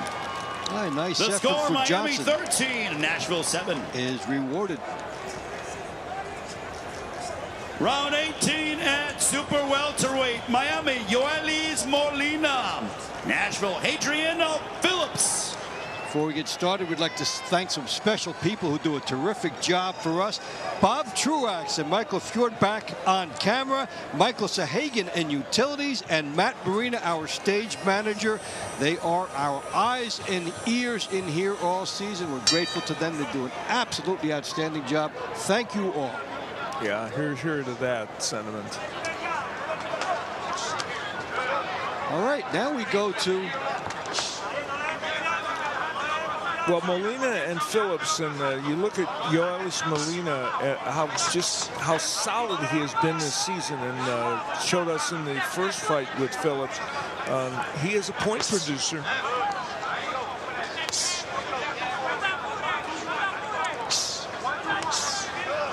Good stylistic matchup. There's a good left hand that gets in by Molina.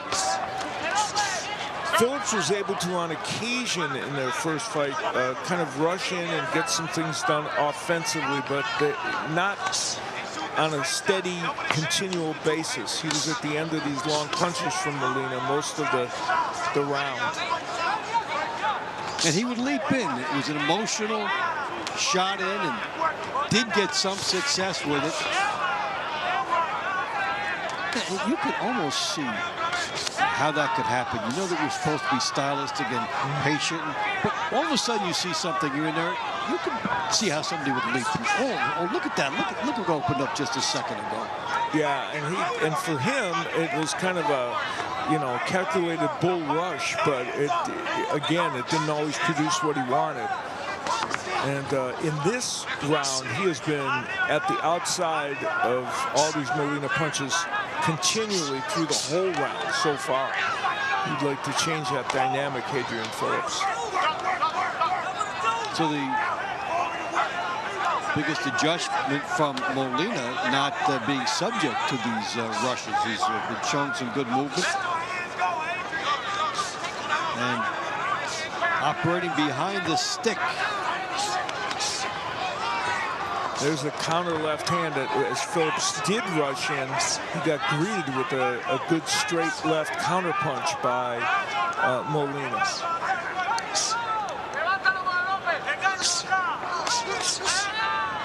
Gets hit with two shots here, does Phillips. And on the end of the jab again, straight left hand. Always reacting to something, where Molina is smooth in this round. With left hand, Molina sensing that Phillips may be slowing. Yeah, those power punches from Molina are having an impact. And Phillips, for his sake, gets off the ropes, luckily for him.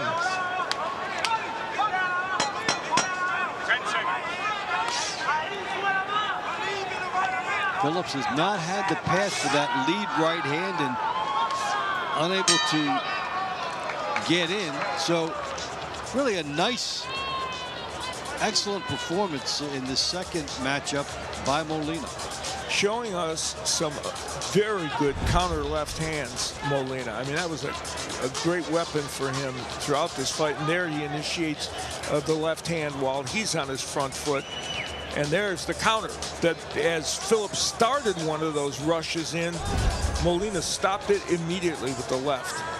TBL fans, the winner of round 18 by way of unanimous decision from Miami, Yoelis Molina. No doubt about the score, that one. Miami 14, Nashville 7. Round 19 in the heavyweight division. Miami, Nestor Santana. Nashville, Danny Barlow.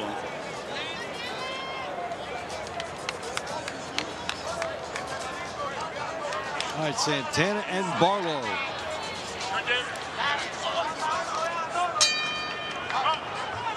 In their first encounter, Danny Barlow got the win with by landing some straight left hands and being pot-shotting Santana. But this round, Santana's coming in very strong, and I think he feels like he wants to land a power punch that will send a message to Barlow. But Barlow's still boxing pretty well, and this guy with MMA experience more than boxing is showing some nuances of the sweet science. Now Barlow, who captured a victory in that first one against a bigger fighter, just tempting him with where he's got his hands down like that. Go ahead, take your shot. You feel strong? Go for it. So Barlow beats him there with his right hook. Yeah, Barlow has found a home for that punch as well as the straight left. And that's just Santana, which is often the case with him in regular boxing and a little bit in TBL as well. Just kind of waiting too long to get his offense going. He wants to land a signature shot.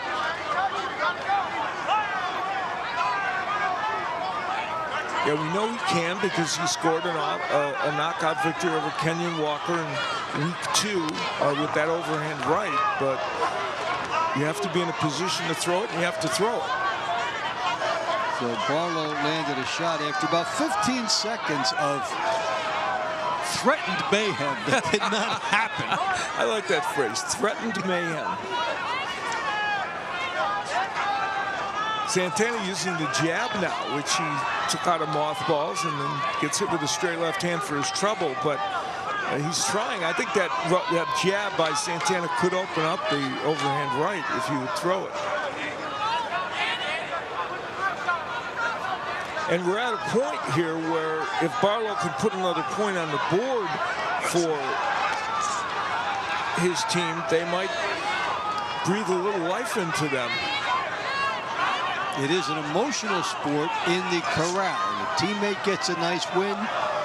You put 2 wins together as a squad, and all of a sudden, it goes through the whole bench. Everybody starts to say, we can do this. You're up next. You win. Let's keep it going. Keep the train. Nestor Santana has just been inert in this fight. I mean, he has thrown so few punches. Pulling with the jab. He used the jab a little bit around the middle of the round, and that was it. You know, we talk about this big shot by Barlow. Frustration with the throwdown because he was hoping for the knockdown. He was tied up. He had an opportunity there. And the clock and the referee there intervene. You know, we talk about this on the show from time to time. Second fight, we talk about tactical adjustments, which is one thing. What about the fatigue? And we saw fatigue here. You know, you may well be right because Nestor Santana did not do a lot offensively. This is the end of the round where a nice left hand by Barlow, and then you just kind of throw Santana down. That's a lot of man to throw down, let me tell you.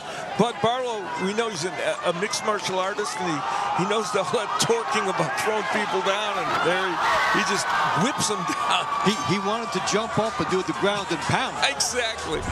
Well, he probably didn't win enough to win this match. Ladies and gentlemen, the winner of round 19 by way of unanimous decision from the Nashville Smash, Danny Barlow.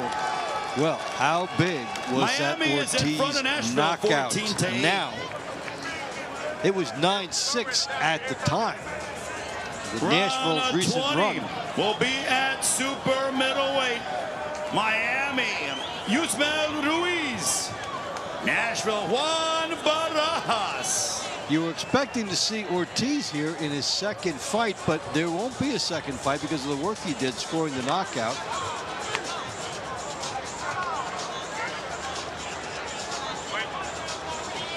And that is now, because of Nashville's comeback, a real lightning rod moment. And, you know, Ruiz was able to get the job done against Barajas in their first match with some just really good offensive and defensive work. And he's been a solid performer for Miami throughout the season. We highlighted Ruiz and Napoli's on one of our earlier season broadcasts as fighters who are emerging for this team. And, you know, doesn't have to be a lot of limelight with them. There has just been consistency. And that's why this Miami team has done so well, because they're consistent. They have good fighters up and down the roster getting the job done. Now, Barajas, we talked about the fact that there are two Juan Barajases. One that throws his punches and puts really good combinations together, and then the Barajas that just can't seem to quite get that done.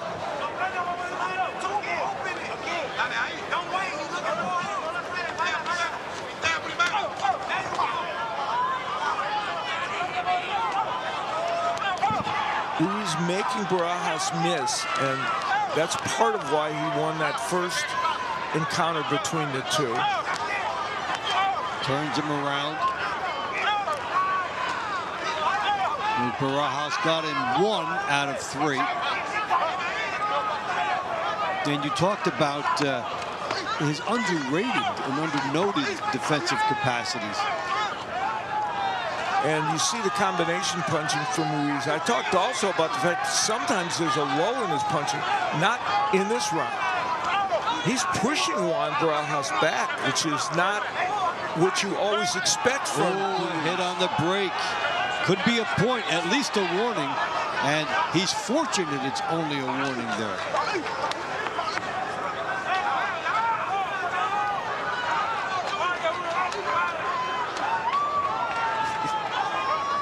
All he did was make him mad. Yeah. Forcing Barajas to hold on the inside.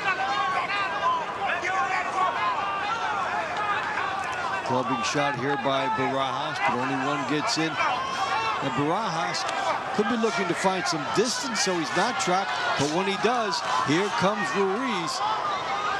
Boy, there are, you know, you look at the Molinas and the Ruizes and some of these fighters on this, Napoli's on this Miami team, and they're just a juggernaut when they are all going well. Now, Philadelphia had something to say about it when they fought him, but they did some good work in that night. They just didn't get a win.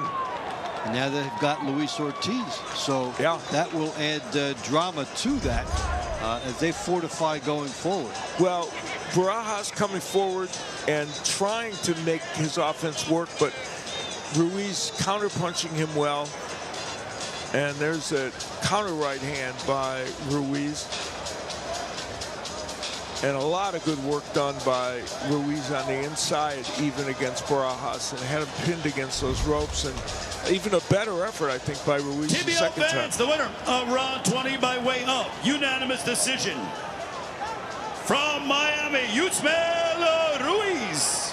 So the score, Miami 15, Nashville 8. Yusmel Ruiz halts the momentum that Nashville was putting together Miami has a safe lead as we head down to the home stretch. Miami and Nashville, we've got 4 rounds left. Stay with us.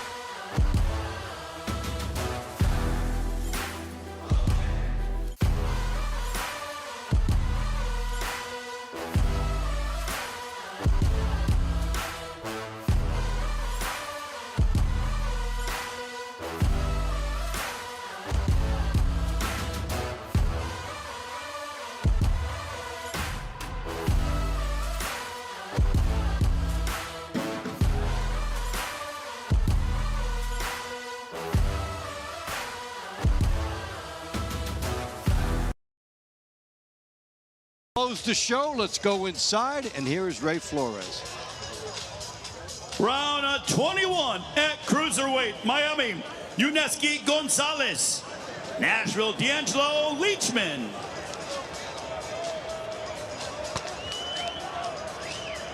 All right, Gonzalez and Leachman.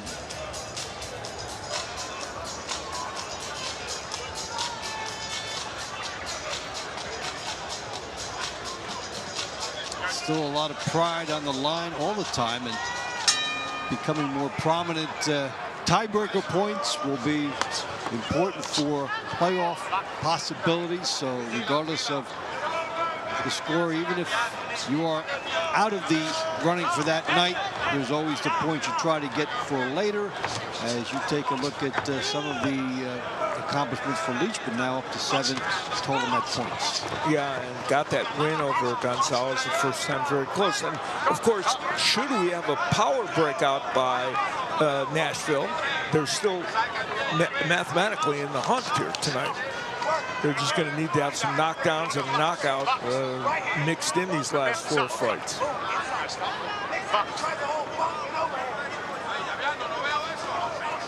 Trying to break through, and yeah, Nashville in certain parts of this fight have acquitted itself well as a team, but Miami has been up and down, pretty consistent.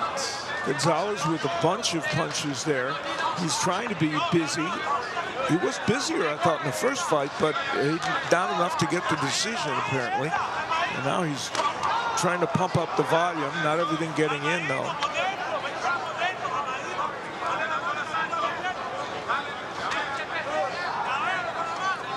Leachman now using his jab a little bit. And the combination punching continues for Gonzalez to both the body and the head. So we're halfway through this round, and Gonzalez has certainly been a lot busier than Leachman, but we'll see if that translates into good scoring for him. Gonzalez pressing the pace here, foot on the pedal, looking to work on the inside. Looping shot by Leachman. Yeah, the punch that Leachman can get, I was just about to say it, is the right hand. And that's just where I was going, and boy, he landed a beauty. You were saying, yeah, he did, and lands another one right here. And now Leachman starting to at least give the idea that he will go for it. Yeah, and he might have stunned Gonzalez with one of those right hands. And Gonzalez saying, come on and bring it. That's a way of kind of admitting a little bit of vulnerability after you've been hit. Yeah, the bravado is sometimes just a way to cover it. And Gonzalez talking to him. But is that burst enough for Leachman to win this round? It could easily be. He's still landing now. Good left hook and a right hand by Leachman. All of a sudden feeling it. And shooting for the stars. That was a push down and appropriately called just before the bell. Oh, Leachman may look back and say, if I had just been able to start 30 seconds earlier. He had Gonzalez in some trouble. There's no question about that, but could not tack on the extra points as Yuneski Gonzalez, who had a very good start to that round. With about a minute left to go or a little bit more, things dramatically changed. Nice uppercut by Leachman. That was another punch. And there is the fuselage of punches that he landed there toward the end after he had hurt Gonzalez earlier with a couple of right hands. Boy, he was so close to going down, Gonzalez. It's the beauty of this for me at certain times. All of a sudden, The you winner find it. of round 21 by way of unanimous decision from the Nashville Smash, D'Angelo Leachman. He found it and got himself a point. An explosive finish for Leachman. Putting Round himself 22 well. at featherweight Miami, Samantha Sosa. Nashville, Shelby Cannon.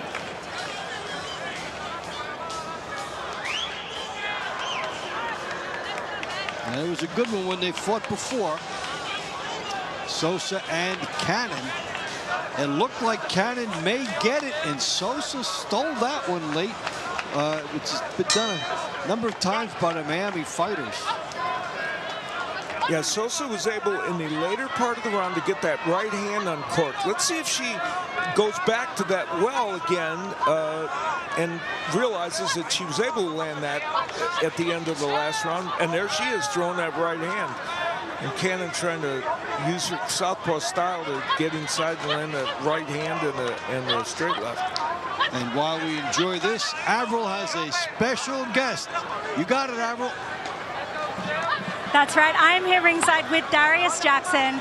You're in two very entertaining fights tonight. First one was a split decision loss. Second one, you avenged the loss, got the victory. Congratulations. Talk us through what happened in there and what you had to do to make the adjustments and get that win. During the first round, I didn't quite see it so much as a loss. Still a learning, but I definitely learned from that. It was pretty much simple. I had to make just a few adjustments, and that's why I totally dominated during that second round. Through those adjustments, being able to switch stance, being able to change my style, that all comes into effect. I told you, I'm gonna adapt to anything. We saw that, and we also saw there are a few words exchanged between the two of you at the end of those rounds. What were you guys saying to each other? Probably, I'm gonna knock him out the next time. That's most likely what I said. But hey, if we get it again, I'll be happy and glad to. But as you know, it's Hawk time, and I'm an apex predator. And how do you feel that the hometown crowd going against you helped or hindered you tonight? Oh, it definitely helped. I love shutting up the crowd. So especially if they're going against me. If they're going against me, I love proving that I'm way better than anybody that steps in that ring with me. And I'm glad I was able to show that today. Awesome. Well, great job. Take us back to the ring, guys. Okay, minute to go. Good battle here, Sosa and Cannon, as their first one was. Yeah, and Sosa has really used that right hand. There she landed it again. Her technique as a solid, polished boxer is coming to the forefront here. And Shelby Cannon's willing, and she's gotten some things done offensively, but much more even than in the first one, which Sosa eked out a victory. And her right hand and those straight punches have made an impact. But Cannon keeps coming. She's a tough cookie. Sosa looked like she took some pointers from the very end of that first fight when she did her best work, and then thought about it, came in here and started there. 100%. And the main thing is just throw that right hand, and she has, both as a counter, and there she countered it in an uppercut. Sosa has grown in the TBL here. She's faced some tough competition, and each time she stepped in this ring, and after all, this is her professional experience here from the amateurs. It's been all TBL. All right, so entertaining as, of course, Cannon came right at her, and this time she had a few more answers. And that was that uppercut. Now, Cannon landed a nice right hook there, but the right hand used in various forms by Sosa was probably the story of this round and may well have quelled the mini comeback from Ladies and gentlemen, the winner of round 22 by way of split decision from the Miami Assassin, Samantha Sosa.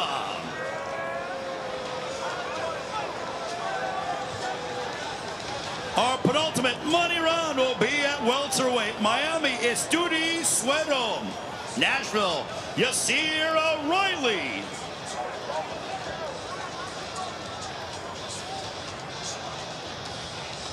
All right, so Miami in a very good position to close it out. Has been kept this lead. High number here. Good safe spot for them. Riley continued to be Mr. O, getting a 7th TBL victory, 7-0, up there now in the points with a very good fighter from Philadelphia, Isaiah Johnson, and 4-0 as a professional outside TBL. Yeah, Riley has just been so consistent, and that was a good close fight, their first matchup, but he ended up getting the nod.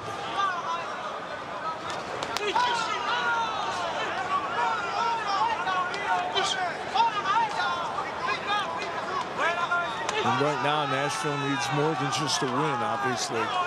Yeah, with 7 points down, it would have to be 2 stoppages. And yeah, the other part we talked about earlier, as a good right hand by Riley gets in.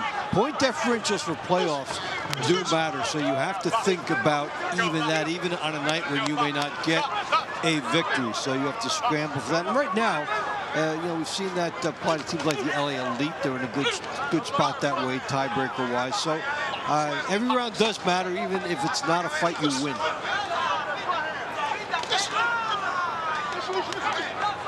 Riley has done some pretty good offensive work in the first half of this round.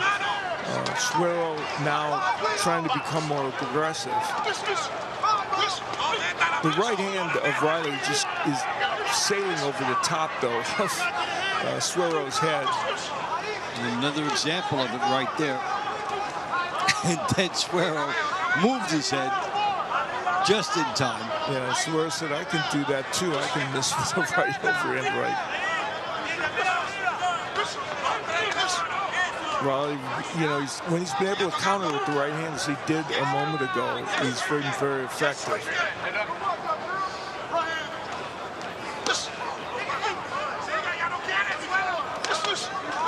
Riley tried to time a right hand behind the jab, partially got in. We've seen a number of matches like this, and it's Suero now landing power punches. That, you know, these have been pretty evenly matched fights, and you know, a bunch of splits. This one has been close, and in the last 30 or 40 seconds, Suero has made it even closer.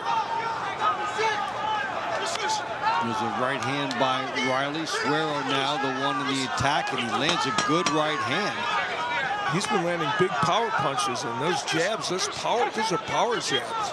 Now he is sensing an opportunity here to come out of here with the win. And he thinks he has. Very animated ending there. And there's no question, he believes he won, Suero. And there's no question early in the round, there was good work done by Riley. But then Suero kind of turned things around. There's one of those right hands that landed against Riley. And that was that strong jab. Will Riley taste defeat? TBL fans, the winner of round 23 by way of unanimous decision. From the Miami Assassins, Estudi Suero. Well, he was in position. He was ready to explode, and he gets it. And had a celebratory dance all set to go. So that's a big one. Our final money round will be in the featherweight division. Round 24 for Miami, Samantha Ginnathan. Nashville, Brooke Evans. The two women started us off, and they'll finish us off. Good first scrap between the two of them, captured by Ginnathan. Ginnathan was able to keep Brooke Evans, who wants to get a little closer because she is suffering from a height and reach disadvantage. Ginnethan was able to keep her at bay with her jabs and some really good straight left hands. And it's interesting for Miami to, pin its round 24, its money round, on Ginnethan. We talked at the top of the show, but seeing who might step up for them. Well, tonight it was Samantha Ginnethan. What can you do for us? Well, we talked about the women's group and how they knew Ginnethan was solid, but we also saw Samantha Sosa step up tonight with 2 wins, and they haven't seen that from the rest of their women's team very much. So the Assassins kind of fine-tuning that part of their team a little bit here tonight. Now, I think there's something about, regardless of the score, if they put you in round 24, they're saying, okay, we're saying that this might come down to you. So you have to look at it that way. You have no way of knowing when you make the rosters. Now, Brooke Evans has been going backwards a little bit in this round. That is not the style she wants to fight. She's a come-forward kind of aggressor that can use some volume punching on you and push you back. But she hasn't been able to do that against Ginnethan here tonight. And had more going for her the first time. Yeah, and we talked. You made the point earlier. Sometimes talk about fatigue. 38-year-old here in her second fight of the evening. Is she going to have as much as she did in the first one? Right now, Ginnethan is having her way. Ginnethan, who had a good final minute of their first matchup, which was close, has found a way to operate at range here and take Brooke Evans out of her comfort zone. And there, Ginnethan shows her combination punching, and I'll tell you, Brooke Evans might be in a little trouble right now. She's taking a lot of punches. And we've seen Ginnethan score a knockdown this season, so she's capable of that. Now, she can close the show with dramatic impact here, and she gets a sense she could do it. Big right hook by Ginnethan. Brooke Evans going back. If she presses the pace, referee taking a close look. She is opening up here. Good shots by Ginnethan. Evans trying to ride out the clock. Few seconds to go. And this is a bellwether final minute of the night for Brooke Evans and of the night for the Miami Assassins. Well, Samantha Ginnethan put an exclamation mark on the evening. That's for sure. 2 excellent performances by her, and this one especially battering Brooke Evans, who really just barely made it through. She was taking a lot of punishment from Ginnethan throughout the last minute or minute and a half of that round. And also the combination punching that Ginnethan showed was really impressive. And a lot of big shots, right hooks and straight lefts landing. I like how she jumped on that opportunity then. TBL fans, the winner of round 24 by way of unanimous decision. From the Miami Assassin, Samantha Ginnethan.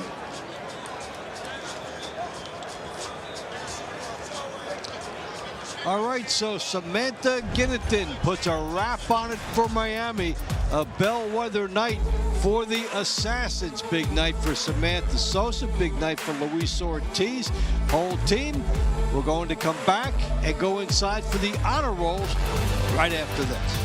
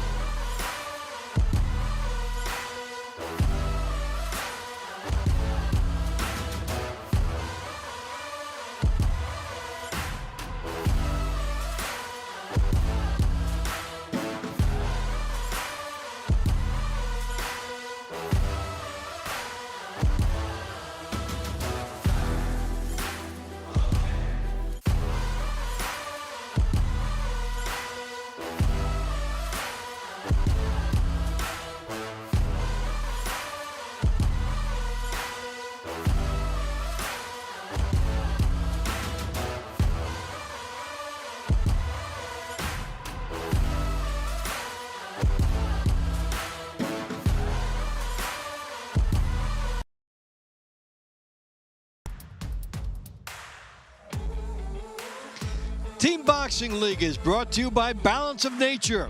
In boxing, consistency beats intensity.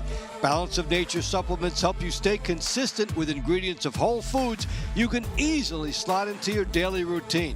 Go to balanceofnature.com, use code TEAM, and start today. Well, a big night for the Miami Assassins as they got out in front and never looked back. And what is the Balance of Nature star of the fight? Take a guess. King Kong. Luis Ortiz against Stephen Moss, and in the last minute or so of what was available in that round, Luis Ortiz came to life, landed a series of left hands in addition to those body shots, and Stephen Moss could not recover from that. And it was a KO win for Luis Ortiz. Hey, we said that a third of the time when he's had knockouts in the pro ranks outside of TBL, he's gotten that knockout in round one. He did it here. If you're a Miami fan, you are giddy. And now let's go inside and find out who made the honor roll. Ladies and gentlemen, from the Municipal Auditorium here in Nashville, Tennessee, the final score, the Miami Assassins 18, the Nashville Smash 9. Here are your 3 stars of the fight. Your number 3 star, Nashville Smash Cruiserweight, D'Angelo Leachman.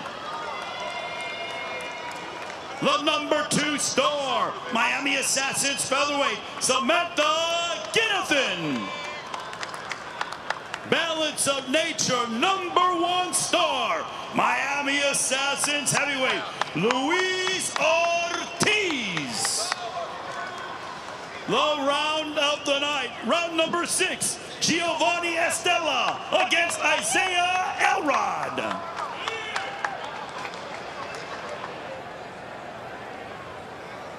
Coach, congratulations. Great win tonight from your team. Last time out against Philadelphia, you guys took your first loss of the season. But tonight you guys came out very dominant and looking amazing. What was the talk in the locker room? What did you have to fix in training in the last couple of weeks? Fix? Nothing really, just keep doing what we're doing. But the talk is definitely stay disciplined, stay focused. If if things are going our way, we need to keep the momentum going and not just let up and let just kind of figuring that it's going to get an easy win on the next one. You can get behind quickly that way. So it's really just keeping them disciplined and focused for the entire night and training hard. Undoubtedly, you're going to see Philadelphia again in the finals. How do you feel that's going to go, especially with your new addition to the team?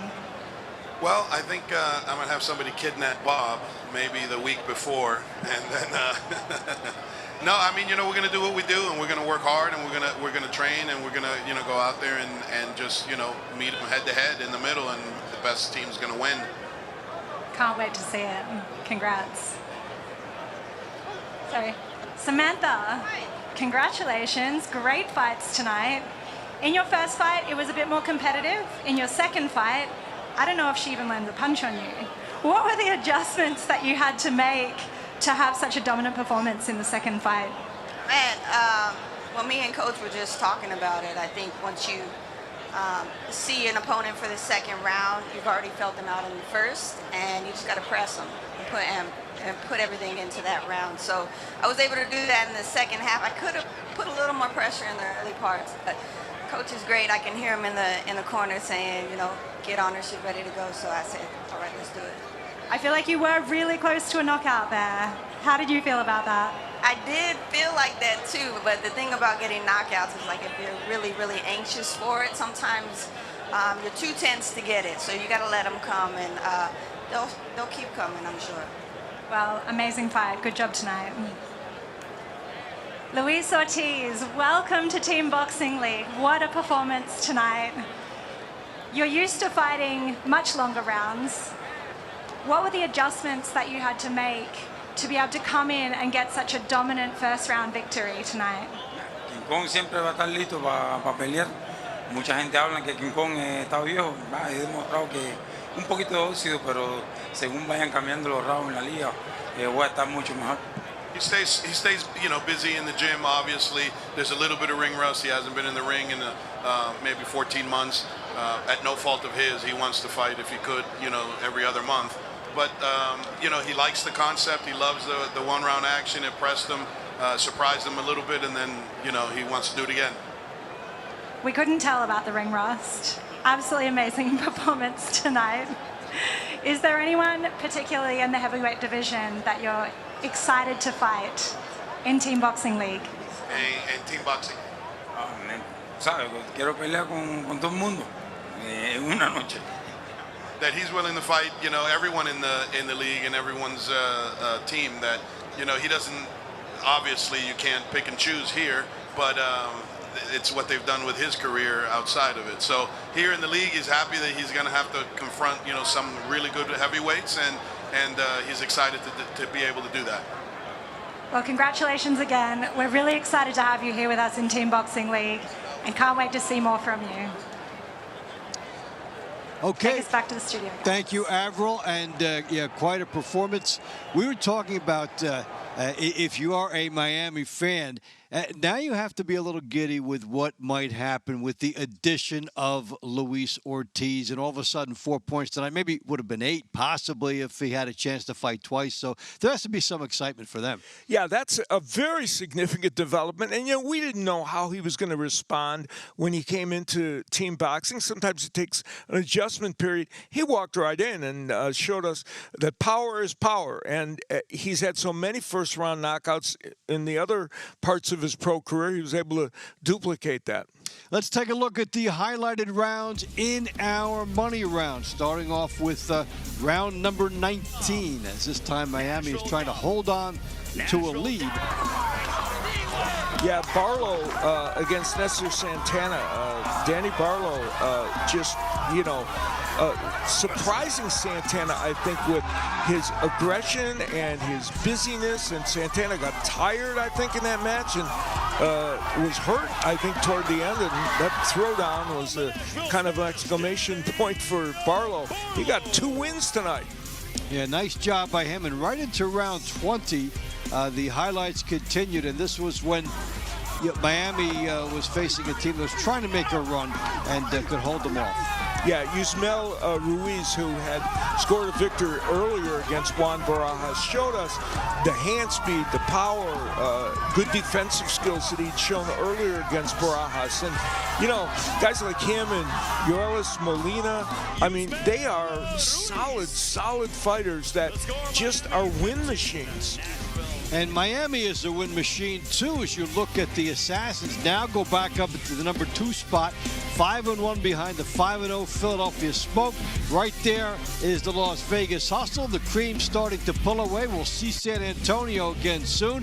And you see Phoenix, Boston, Dallas, LA. They're all fighting for those spots. What we've seen in recent times now, recently, is the top teams are fighting like top teams. Yeah, they really are. And, tonight, some emerging stories for Miami. One of them, and it might go unnoticed, is they've been looking for some women on their team to match Samantha Ginathan for wins. Samantha Sosa, who is a young 19-year-old, got 2 wins here tonight, saying, hey, I might be that gal that gives her a comrade that can collect some wins for Miami. I really liked her poise in that second fight tonight. We'll see if that carries forward. Well, that was the action for this week. Now, next week, I mentioned San Antonio. Hey, 3-1-1. They're taking on New York to get it started, and then we'll have teams that have to beat each other matching up. There was King Kong with the big bomb that changed the outcome of this one. So thanks for joining us, everybody. For my pal Al Bernstein, for Jason Moon, for everybody in the truck and the TBL crew, this is Dave Bontempo saying continue to join us all year long on TBL, and see you later, everybody.